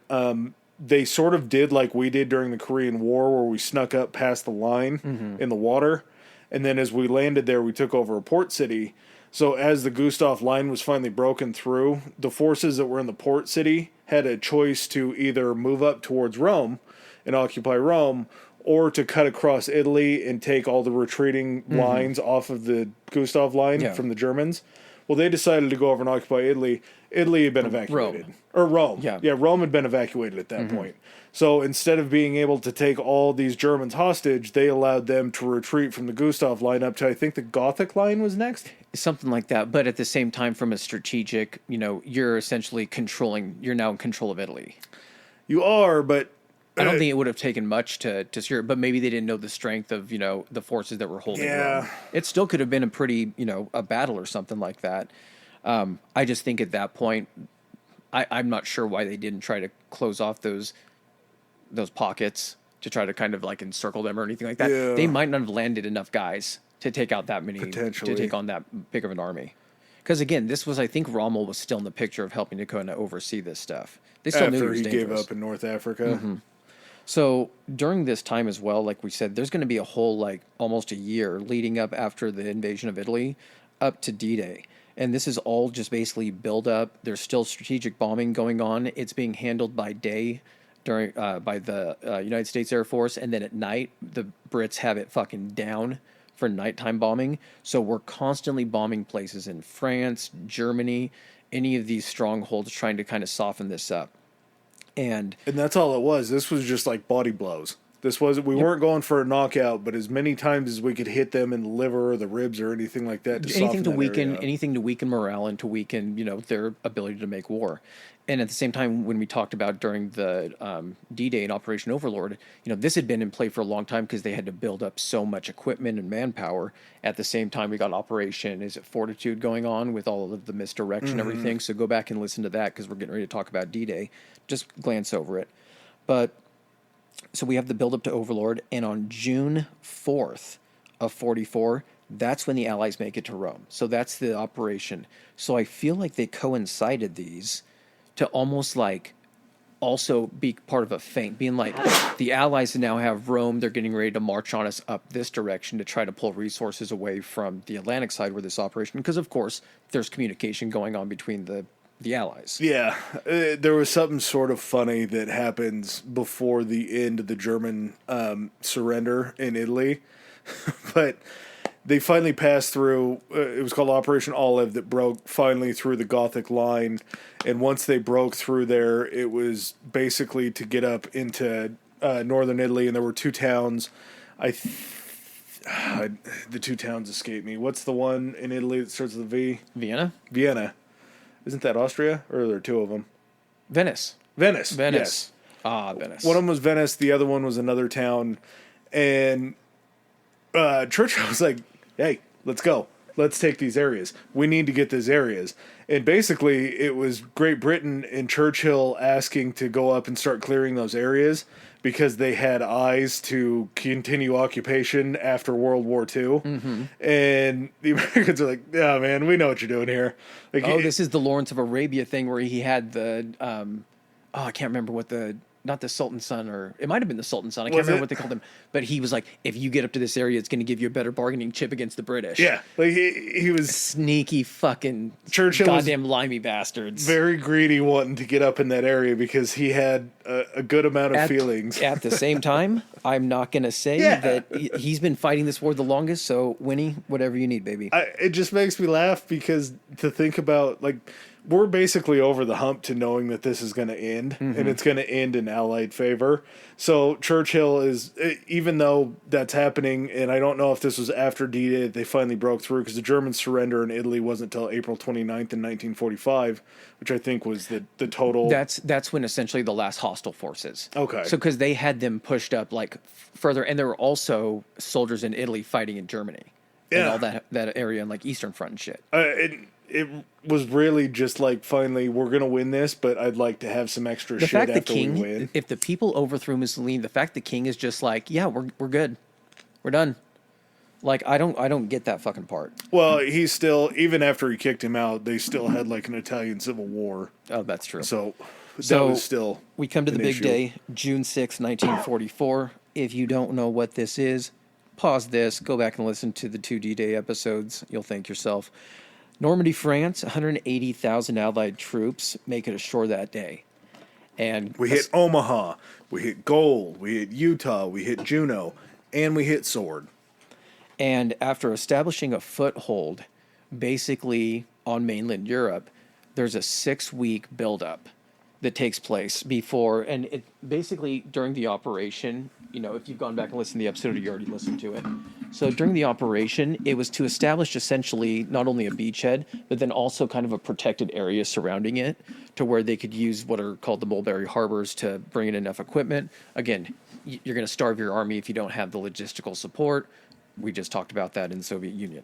So for 6 weeks, they basically build up. And then Operation Cobra is unleashed. Yes. Yeah, there you go. Operation Cobra is the breakout of Normandy. And there was some debate between some of the Allied command. They're like, well, do we want to do a narrow thrust? And one of them's like, I want to do a big fat thrust. And they just couldn't decide what type of thrust they're going to do. So I think they ended up going with the broad one. And I think Montgomery is the one that wanted the narrow one. And I want to say Eisenhower and one of the other American commanders were like, no, let's do a broad front. It allows us to slowly but surely push them back. And, you know. Montgomery's wife, you think, was lying to him about the kind of thrust she liked? Probably. Is that He's what like, it was? no. I hear a lot of women prefer a narrow thrust. I'll introduce you to Mrs. Pepperfield after the game. Mrs. Montgomery after the game. So part of the reason why they had that kind of amount of guys to break out was it just completely blows me away that by the end of June they had landed 875,000 troops in France. Yeah, at that point too, you have air superiority above Normandy at least, so you can't get bombed and everything. And not only that, but then you have basically the Navy that is just shuttling back and forth to protect against U-boats and any surface ships, and you have a highway of boats that are just going back and forth, bringing anything and everything, because you're going to have to start from this small pocket. And it wasn't like a gradual shutdown. It was just from June 6th to the end of June. They just basically wholeheartedly ran shit. I think it was like mid-August. I think because coinciding with Operation Cobra, they launched Operation Dragoon, which fucking cool name. Yeah. Like, just come on. Sounds like some pirate shit. Yeah, who got to name these? Did they submit for him and they're like, it's Dragoon. Who got it? He's a pot smoker. So this was the invasion of South France. And the Vichy, I think, were still in power at this point, or I don't know if they saw the writing on the wall. But I do know when they invaded South France, there was some fighting with French soldiers.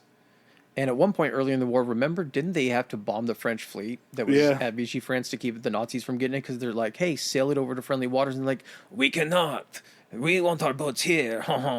Yeah, so was it Churchill that just called them to sink everything over there? Just bomb the shit out of them. It's rough to bomb an ally. It's rough to bomb somebody that you fought with. But unfortunately, well, maybe fortunately, seeing what the Russians did as far as scorched earth to not leave shit for the Germans to take a hold of, Winston Churchill had to do the same thing. He didn't need those French boats falling into German hands because... Oh, of course. You would say that the French were a far superior naval... If you're not going to fight and you're not going to help us by denying the ability for them to fight, like, what the fuck are you doing? But as far as that goes, the French Navy was definitely stronger than the German Navy. Like, those boats would have been a massive upgrade, probably, for the Germans. For an amount, it's like battleships and stuff, yeah, I'm sure. Yeah. And I mean, at this point, too, in the war, I think you had probably lost, like, I know the Tirpitz was somewhere up in Norway and, like, some of the fjords. That was, like, they made two huge battleships, the Bismarck and the Tirpitz. They were sister ships. Mm-hmm. Bismarck went out on its maiden voyage. Quick base, so like they would have to do this thing where they built them on the Rhine and then sail them up and into like the British Sea and everything, the North Sea, and they would have to make the channel run or go all the way around Britain, and then they would be able to hunt the merchant ships. First time the Bismarck was out, it ends up sinking like a prestigious, like well-known like British battleship, but then it gets hunted by like a whole bunch of the other ones that damage it. Yeah, you put yourself on the radar immediately. Oh yeah, but it's its first voyage, and they end up having to sink it. So. Pretty fucking cool. But so the Tirpitz is like the last big battleship they have. It's hiding up somewhere in Norway. And at this point, too, once Dragoon happens, you have three armies in France. You have the one that was coming up from the south, and then two separate armies, essentially under, I think, Montgomery, and then maybe Eisenhower was... I can't remember the American commanders. I think we talked about him in the D-Day episode. I'm not sure if we discussed that. Hopefully. So you get... one army that's going to kind of push through like the coast and kind of head back up toward like Belgium and Holland. What was it? Belgium, Holland, and Luxembourg. And the Netherlands. Yeah, the Netherlands and Luxembourg. So going to kind of go up that way. You then have another army that's going down to liberate Paris. So after Dragoon takes place August 15th, 10 days later, the Nazis surrender Paris and France. Despite Hitler telling the commander who was in charge in Paris and France that he was not to surrender, that he was to burn Paris down and destroy it. If I can't have it. How bummed would you be if we didn't, I guess maybe not super bummed because it's not that big of a deal to us over here, but if they fucking knocked down the Eiffel Tower... that would have been pretty shitty. I'm telling you right now, the guy that was in charge of France, had that happened, he's sitting there and he's like, I know I'm going to get captured. And he's like, frankly, at this point, this is the better alternative. Yeah. Because the writing's on the wall. We're going to lose. They've mowed since southern France was invaded. 10 days later, I'm having to surrender here. All he's thinking is, if I fuck up enough, I'm getting either the firing squad or something. He's like, I'm not going to fuck anything else up. Yeah. I'm at least going to have something I could say, I peacefully surrender this place. The crazy man back in Berlin, he told me to destroy it. I didn't do shit. You're less likely to die by surrendering than going back to your own people. So the Allies at this point are just advancing across France. So fast, in fact, toward the German-held area. Siegfried Line is what basically was the German version of the Maginot Line. Okay. Part of the Atlantic Wall defense and everything, and I think they built it a little earlier. It was the same kind of thing, except facing from Germany out toward like France and everything. So would you say like the Siegfried Line had like the Maginot Line was like its Roy? Yes. Siegfried. Okay. Yep. And just tigers roamed the area between. So you get what's called the Red Ball Express. And the Red Ball Express Holy is... shit, that sounds awesome. It's basically the supply line because at this time it's still early enough after Normandy that they haven't captured like Calais or a big port. Yeah. All the supplies are still coming through Normandy. So basically, same thing that happened in Russia, like the army's outrunning its supply lines. And the Red Ball Express got to the point, they knew what the breaking point is when the trucks were using more gas to get there, and they were having to use the gas they were transporting, and they would run out of gas. So they were like handing off, like, I got like 8 gallons for you. Makes It's like, sense. great, we Yeah. can get another 200 yards up the road. By the time they got there wasn't anything left to supply. Yeah, so they stalled the Siegfried Line, and at some point in Belgium, they captured the port of Antwerp. And so once they're able to capture the port, I'm sure it got fucking trashed by the Nazis.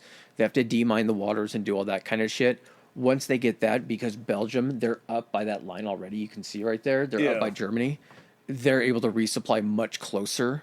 So they kind of are at this point like, okay, we need to kind of build up again. And once we've captured this port and supplies can get flowing, the next step is to cross the Rhine, which was like the natural defensive border to get into like Germany proper. And so on like September 17th through the 27th, basically they threw this operation. It was called Operation Market Garden. And what they thought they could do is they could paratroop or drop in paratroopers. Sounds good. An airborne operation. And they would drop them into the Netherlands, and they would capture these towns of Eindhoven. I think it's, I'm going to pronounce this wrong, Nijmegen, Nijmegen. Sorry to all of our Dutch listeners out there. And Arnhem. And basically, these were bridges over the Rhine that they could then, capture. And it was supposed to coincide with like a thrust by like the British Armor Division to push through the Nazi lines and then help secure these bridgeheads. And as far as like airborne troops involved, it was larger than D-Day. Really? Yeah. God damn. So, unfortunately, what ended up happening though is during this, they were able to actually capture like 7 of the 8 objectives, but the British Airborne, the 1st Airborne, I think they were unable to link up like with the British armor at Arnhem. And the Battle of Arnhem ended up taking place, and it ended up becoming a stalemate where the Germans still held that area. So they basically weren't able to get like as much, or even, I don't know if they were able to get over the Rhine at all. Because it gave the Germans a place to then push back through to move into the other areas. Well, and that, okay. And at the same time, everything we've done up to this point since D-Day, the push, it's all been going pretty, unless we're out running our own supplies, we're kind of just moving across. And so each of these operations, until one fails, they all sound like they're fucking home runs. Do you think this stalemate might have been the reason that there was confidence in this whole bulge that we're coming up on? I think it was the last. But gasp. do you think maybe they're like, hey, we got a stalemate here. We didn't cede any ground. Maybe this bulge thing will work? Yeah, I mean, I think because they held there, they were looking to, and if you think about it, they were heading through the Ardennes. Yeah. They were trying to basically do the same thing they did when they invaded France, and then basically come around behind and then split left, split right, and pretty much split the armies right in half. Yeah. Right down the middle. Well, we kind of saw that, hey, maybe there's a weakness here in the Ardennes, and so we should have some people stationed there. And the whole thing with the Battle of the Bulge, so December 16th and 44, so we're in winter now, dead German winter. We got Operation Watch on the Rhine. This is the German counteroffensive. This is pretty much the last time they'll ever make an offensive action in this war. And you get basically this huge German push of armor and troops through the Ardennes to split the Allied armies. And the Battle of the Bulge was when thin parts of the Allied line, basically when you look at it in a picture, you have a straight line across, and then you had this huge bulge that goes back in the middle to where this main armored thrust of the German military came through, but never actually broke out. There were just like strategic retreats and everything of moving the line back as they were coming at him. So that's why they call it the Battle of the Bulge. Used to maybe think it was something else. Well, we're talking a lot of thrusts and a lot of bulges. Thrust through the bulge. Yeah. It like you said, this was kind of like Hitler's last gasp. Like I don't know why he thought that this would have worked, and I guess it sort of makes sense. It was pretty effective too. I mean, a few things change, a few lines don't hold, and we could be talking about like prolonging the war, even not a war winning or war changing, but it can definitely prolong it longer. I mean, this operation, the Watch on the Rhine, the Germans didn't get pushed back to the original starting point of the line until January 25th of 45. So, I mean, it took them like a month and 10 days for this whole operation to kind of work its way out. Well, and Hitler's whole belief, which I do think, like you say, it was just more of like a time measure than like a winner. But he wanted to cut out this port of Antwerp because that would split where the Allies were coming in. And it would basically stop the flow from them coming in right at Antwerp. But also, he was hoping that if he won it, he could force, by some sort in his fucked up mind, he thought that this could force, a peace treaty with the Allies. Like it could cause enough of a stalemate, like we don't have like access to get other places in France through both the butthole and the mouth. Yeah, dude, like it was a crazy thought to have that peace would be. He had been like, and that's the thing too, like, we didn't really discuss like, because we talked about him so much over the last couple episodes, but throughout this whole thing, as stuff starts going poorly, he gets crazier and crazier. And he's had a ton of assassination attempts. We're going to have to do an entire episode on just like the list of assassination attempts and how close so many people came. Yeah, how fucking lucky he was. They actually hit a bomb underneath the conference table during one of their meetings. At the Wolf's Lair. Oh, was it the Wolf's Lair? Yep. Okay. And that bomb blew up, and it wasn't close enough to Hitler to kill him, but it killed like 3 or 4 different people that were around the table where the bomb exploded. Like the table was thicker than they anticipated, and it like shielded part of the blast. So, but he's getting crazier at this point. He's not spending a lot of time during the actual war, even in Berlin. He spends most of his time at the Berghof in Berchtesgaden. Himmler, his little butt buddy, his little assistant or whoever, I can't remember what he ends up being. Yeah. But he and, did you ever hear the Eagle's Nest? They built wasn't that the area above it that he didn't like going because it was too high? Exactly. But it had like a gold-plated elevator going up and everything. And he would take like dignitaries or like high-ranking people he wanted to impress up there. But he was spending a lot of time and as the war starts, closing in, he then goes back to Berlin to where he can be like in the bunker and everything. But he's just being fed a cocktail of so many fucking drugs that he's just slowly slipping into like fucking insanity. And he knows that he's losing, but like you get enough fucking coke in you and everything, you get uppers, downers, you're just like, yes, no, yes, yeah. That's what makes me wonder when they say that he had Parkinson's. Did he really have Parkinson's, or was it just so much cocaine that he couldn't? I'm willing to bank on the latter. So I thought you'd like this. In the same month of January in 1945, Operation Blackcock goes down. So we got bulges, thrusts, and black cocks. So Operation Blackcock, this is official, basically is a mission to, I think, like clear a German bridge over the Rohr River, and it's actually successful.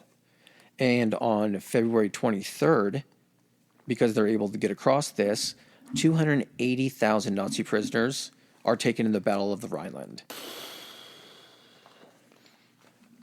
That's a lot. By late March, so basically a month later, when they're preparing to cross the Rhine River, they've captured 1,300,000 Axis prisoners. So I mean, there's not a lot left between them and Berlin. It's just land. What did we end up doing with the German POWs? Do you know? Like paperclip to a small. No. We're talking about millions that we've taken, though.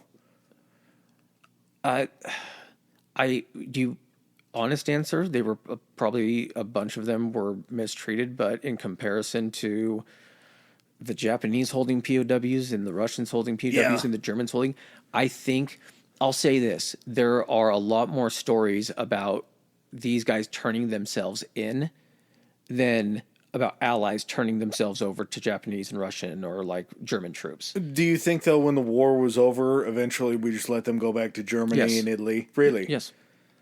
Okay. There was literally like an entire, when we talk about the Nuremberg trials, it's not going to be just about that. It's going to be about everything that took place after it, about how they found out about people, scouring through the records about war crimes, all that kind of stuff. Okay, but I'd like to talk a little bit about like what was it like for like a common enlisted guy that was just like, I was told to fight, and so I have to fight. This is my home. Like, I legitimately didn't know all this other shit was going on. Like, we were told this information. Like, you got to understand, when stuff started going bad and no information was coming, from the outside, aside from like the awesome leaflet drops that they would do, like, you guys are losing, turn on the Fuhrer and all that kind of shit that they used to do. But yeah, when you're only being told that things are going well and everything, like, I don't know. That's a type of mind control. You just still gotta. There has to be, and I think this is where we differ on it, because I fully believe the fact that there were SS death squads that were rolling behind some of these troops. Mm-hmm. They had to know that there was some bad shit going on. I'm not saying that. I'm not saying that it's even a majority. I believe a majority probably had, to some degree, heard about talk through the military about all these places and everything like that, but. You can't have a population with that many people serving or being conscripted and then not be a decent representation of the actual populace. Yeah. And up until the Nazis seized power and actually grabbed it and didn't give anyone else the option, remember, man, there was still like 45% of the vote for more of like the left. Yeah. Like social democrats and all that kind of stuff. So I mean, a lot of these, and I'm not saying a lot when I say a majority, but there was a large portion of people that I don't believe really supported it and that just didn't have the option to leave. Like, it's, to leave a family and all that kind of stuff. There were probably plenty of them that did. Yeah. But there were also ones from around the world that came back to fight. And at the same point, too, along those lines, that just kind of shocked me in doing this research. But after the Battle of the Bulge happens, and after the Germans basically give up, they remained, I think it was till like January 6th or something like that, odd day. Churchill told Stalin to start pushing the offensive of the Eastern Front because he wanted them to mush Germany, basically. Mm-hmm.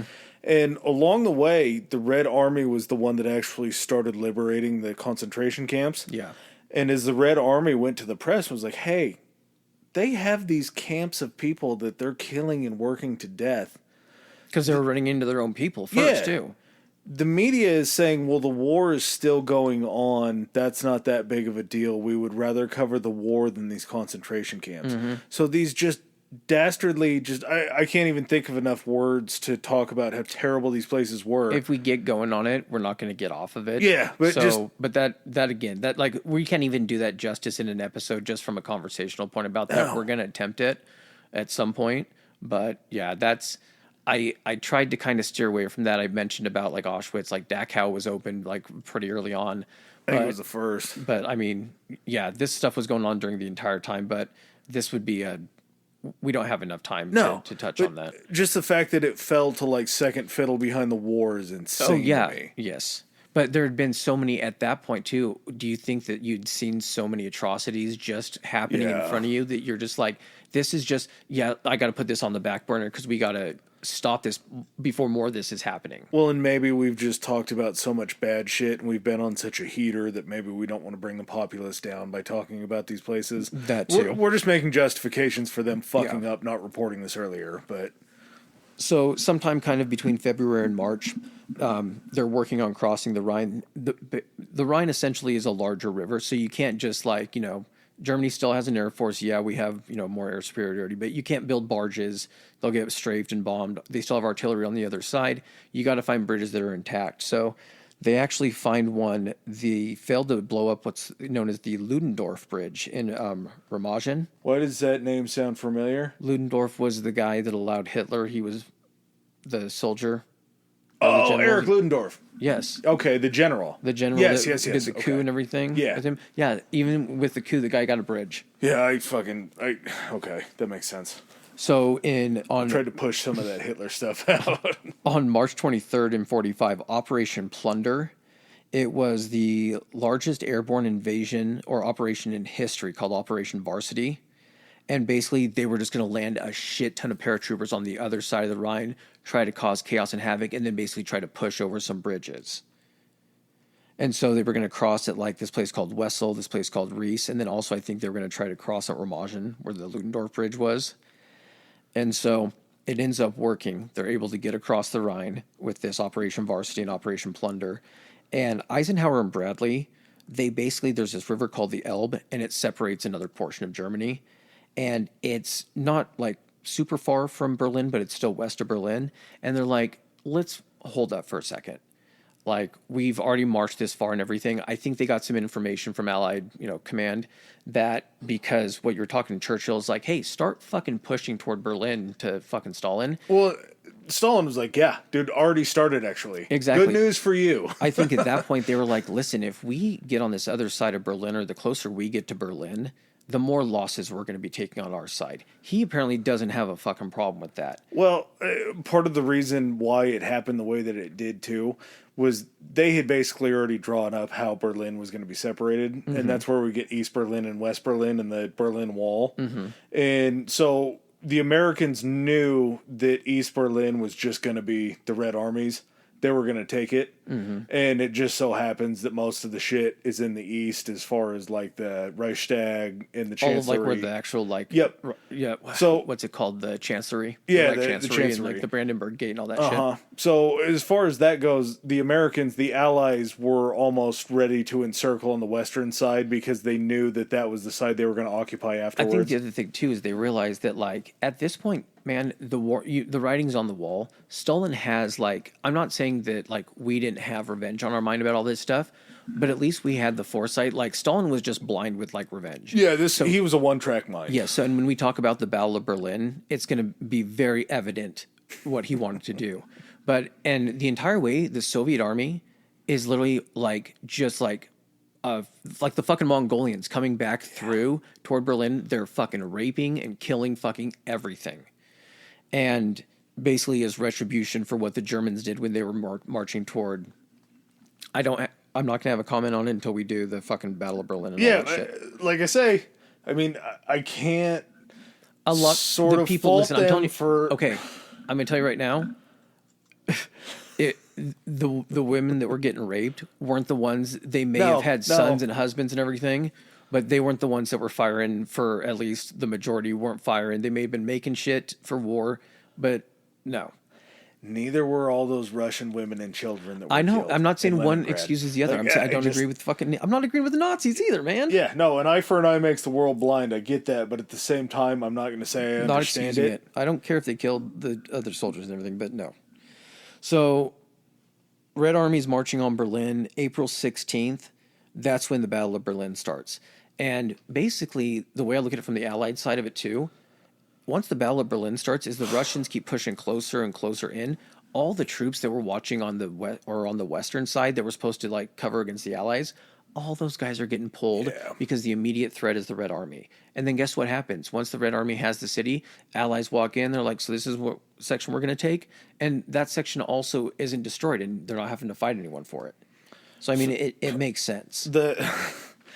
This is the number that I told you that I had to rewind and listen to a couple times because I just really didn't understand it.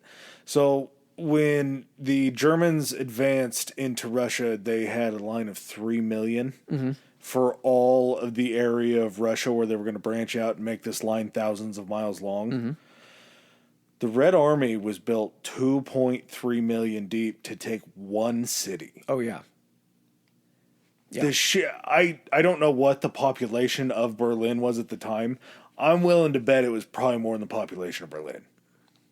I don't know. Berlin was the third or fourth largest city. You don't think people got the fuck out of there, though? I'm pretty sure. But at some point, you can only get the fuck out so far until you're running into fucking Allied troops. And you better be hoping that you're heading, if you're evacuating, you better only be evacuating to the fucking west. Way. That's true. Yeah.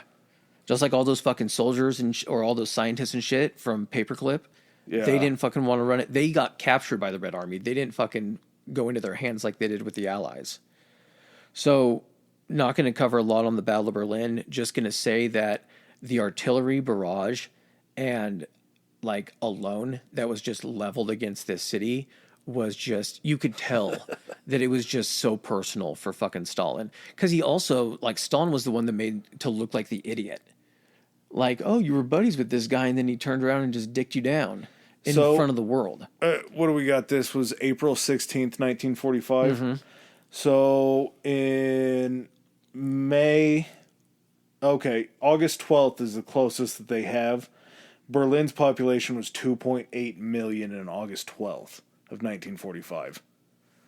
So April, it would have still been more, but you're so close to almost even numbers with civilian depending on how many Army died population. during all this and everything. Like I didn't have those figures and everything, but so as this is going on, just as a little hint of what happened, April 27th, Mussolini, something happens to him. He's still under arrest, but he gets captured by somebody.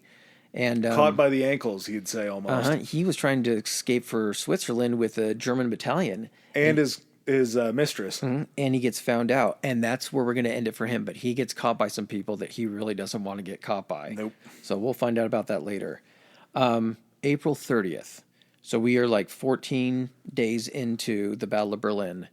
We would be remiss to mention April 20th because that is the H-Man's birthday. And that was actually the same day that the Red Army started shelling Berlin city center. Oh, that's right. So I don't know if you would call that a birthday present. Like I don't know if they knew each other's birthdays. They're shelling like the government complex. Yeah, Basically. Yeah, so basically was that the last time that he was seen outside when he was talking to like the Hitler Youth and everything? He walked around that day. He handed out medals to the Hitler Youth that were involved in the war. Yes. As children, yes, because that was how desperate they were for people. That's why we can't get into the Battle of Berlin, because that in itself, like who got conscripted and who was fighting and how they were fighting, whole another episode. Yes, but one of their other moves was they decided to try to flood the city, basically, so all of the tanks and everything couldn't get through. All the area. There was like a area outside the city called the something Heights. It was like an artillery position that could hold them off for a while. It got taken, and then they tried to flood all like the lowlands around it to make basically the artillery that they were going to bring into fire against them like immovable as well as the tanks. They still found a way. Yeah, it just delayed the inevitable of them getting through. So we're going to run into April 29th, which is the same day that I believe the Reichstag was taken. But the H-Man makes an honest woman out of Ava Braun. After she's tried to kill herself multiple times for him. He knows that he's not long for this world, but whatever weird, fucked up afterlife I think Hitler believed in, maybe he thought he was doing something good. Ava had been with him through this whole war campaign of highs and then mostly lows. So maybe he did a valiant thing in basically like the wuss out bunker, like the pussy, not the right word, pussies are strong. The give-up bunker, basically. The den of sin, you would say, because all they were doing down there was getting high on drugs and trying to realize that the end was inevitable. Yeah, he was down there with fucking Goebbels. I think Göring tried to make an escape. We'll cover that a little bit more. He ends up getting his comeuppance during the escape attempt. Fucking Goebbels is down there. His wife fucking ends up poisoning their 6 kids, and then they kill themselves. Crazy. So yeah, hell of a honeymoon that he has. So April 29th, he does marry Eva Braun, whatever. And then next day, he can only take 1 day of marriage. Being married for 1 day is enough to. This guy's been in a war for the last 6 years, losing a good portion of it, and 1 day married to Eva just drives him over the edge. Maybe. And he ends up shooting himself. Did he shoot her first, or did she shoot herself, or did she take poison? I think she took poison, but I would probably assume he shot her so he could make his escape, maybe. Yeah. Potentially. There could be another episode in the catalog about what may have happened to Hitler. Yep. It happened to other Nazis. It's conspiracies, but I think he died in the bunker, maybe. Who knows? Go listen to the other episode. But yeah, so their bodies are brought up into the Reich Chancellery garden, lit on fire. And at that point, I think they were cremated with lighter fluid. Yeah. That's not really cremation. That's just a light singe. That's a botch job. That's a botch job. And it's, I think, within the same day is when the Russian soldiers end up taking that area. It might have been the next day. May 2nd, the Reich Chancellery got captured. Okay. And that was the surrender of the city day. Okay, so that's when they come upon like the body and whatever happens to the skull. Still I think it was on Stalin's desk for the longest time. Could have been, hopefully, or a skull. They had some bones, we know that. Yep. So, as far as the end of it, from where it goes from here, is you have the Karl Donitz. Did you mention Karl? Was Karl Donitz the man that was taken over? Yeah, so Karl Donitz, Hitler announces Karl Donitz. The fact that we haven't mentioned Karl Donitz at this point. Got to be Karl with a K, right? It is Karl with a K. Okay. Yeah, I'm not sure if Hitler really had a lot of high-ranking guys around him, but Karl Donitz is named as the leader. And that was put in like his last will and testament too, was that his power Karl's was like, going to fuck! So he basically unconditionally surrenders to the Allies May 8th, 1945, which, man, what took so long? I'm sure this was when they were hammering out the details of what was going to be taken over by who. That's true. That's true. And then on June 5th, not taking a lot more time, Berlin Declaration is signed, thus splitting Germany into East and West. After this is when we get into all of the after stuff, including the lead up and the Nuremberg trials. Yeah. Yeah. Concentration camps after this point are being in the process of being liberated. All of this is being found out about the Holocaust and everything. Allies have come upon camps. So we might do some more shit on the actual end with Japan and all that kind of stuff. Oh, we'll do a Pacific theater. Yeah, the Pacific theater will end with Japan, but as far as the sort of European theater and almost the main theater, this is where it comes to an end. As far as the fighting, everything that happens on after it is certainly worthy of multiple episodes in and of themselves. But, I mean, as far as just like, I don't know, man. It's so weird to think about not having grown up in a world where war has been, or in our area where war has been something that like physically affects you and everything. It's kind of weird to think that there was like, and it didn't affect it did, with Hawaii and everything like that, but like an entire section of the world was just at one point just an enormous war zone. What we consider a continent was a war zone. Yes. Now, like the whole thing, the whole damn thing. Like when you look at like what territory like the Nazi Germany controlled or the Axis controlled, bringing in like on, the Japanese side, how much of China they were in control of and everything, you look at that and you're just like, oh shit. Like, that's a fucking lot of area. Well, yeah, and even then, we talked about some of sort of these numbers as far as it comes with just how many people were in the World War. Let's get to it here. Oh my god, how many boards do you have? 4. We had 4 boards for this episode. It wasn't quite the Hitler, but it definitely was a lot. But, yeah, as far as the Allied side goes, just the certain, I mean, the amount of people, the soldiers involved total, 13.6 million for the Germans on the Axis, 4 million for the Italians, 6 million to the Japanese. Then the Allied side, you have 16 million U.S. soldiers, 6 million from Great Britain, 34 million from the Soviets. Over 126 million people were mobilized in all of World War II. That's not even taking into account how many more millions are you going to add to that were contributing to the war effort through factories, building, all that kind of shit, when the entire world was mobilized for this. And I think part of it really gets overlooked just because of the main Allied powers. We had 1 million Australians show up in World War II, 1.1 million Canadians. And for all of our Dublin listeners, there were 50,000 Irish Americans that fought in the war. So just an absolute crazy amount of people. When we talk about World War, this encapsulates fucking everybody. You're talking about people from Australia. South America was a part of this. It touched pretty much, I think, every continent besides Antarctica. Yeah, because in Antarctica, Hitler had eyes on creating a super bunker down there. So even that was a little bit of a part of it. Yeah, tell me about that later. Yeah, we'll talk about that conspiracy. All right. Actually, that's going to be part of because I wanted to talk about the Hitler bunker thing because there's so many of them built over Europe that we can include this into the super all Hitler bunkers. All right, excellent. All right, you got anything else? No. World War II was fun. All right, guys. Thanks again for joining us, and we'll catch you next week. Peace. All right, ladies and gentlemen, thanks for joining us for another episode. If you like what you heard, hit that subscribe and like button. Follow us. If you didn't like what you heard, still hit that anyway, because we'll probably cover something in the future that you do like. Please follow us on our social media. Adam, hit them with it. Our Instagram is historically high pod, historically high pod, and we are on Twitter at historically high. That's historically HI. All right. And if you guys want to send in any feedback, suggestions, hit us up on those two, or you can even do it on Gmail. It's historicallyhighpodcast@gmail.com. Thanks again. Peace.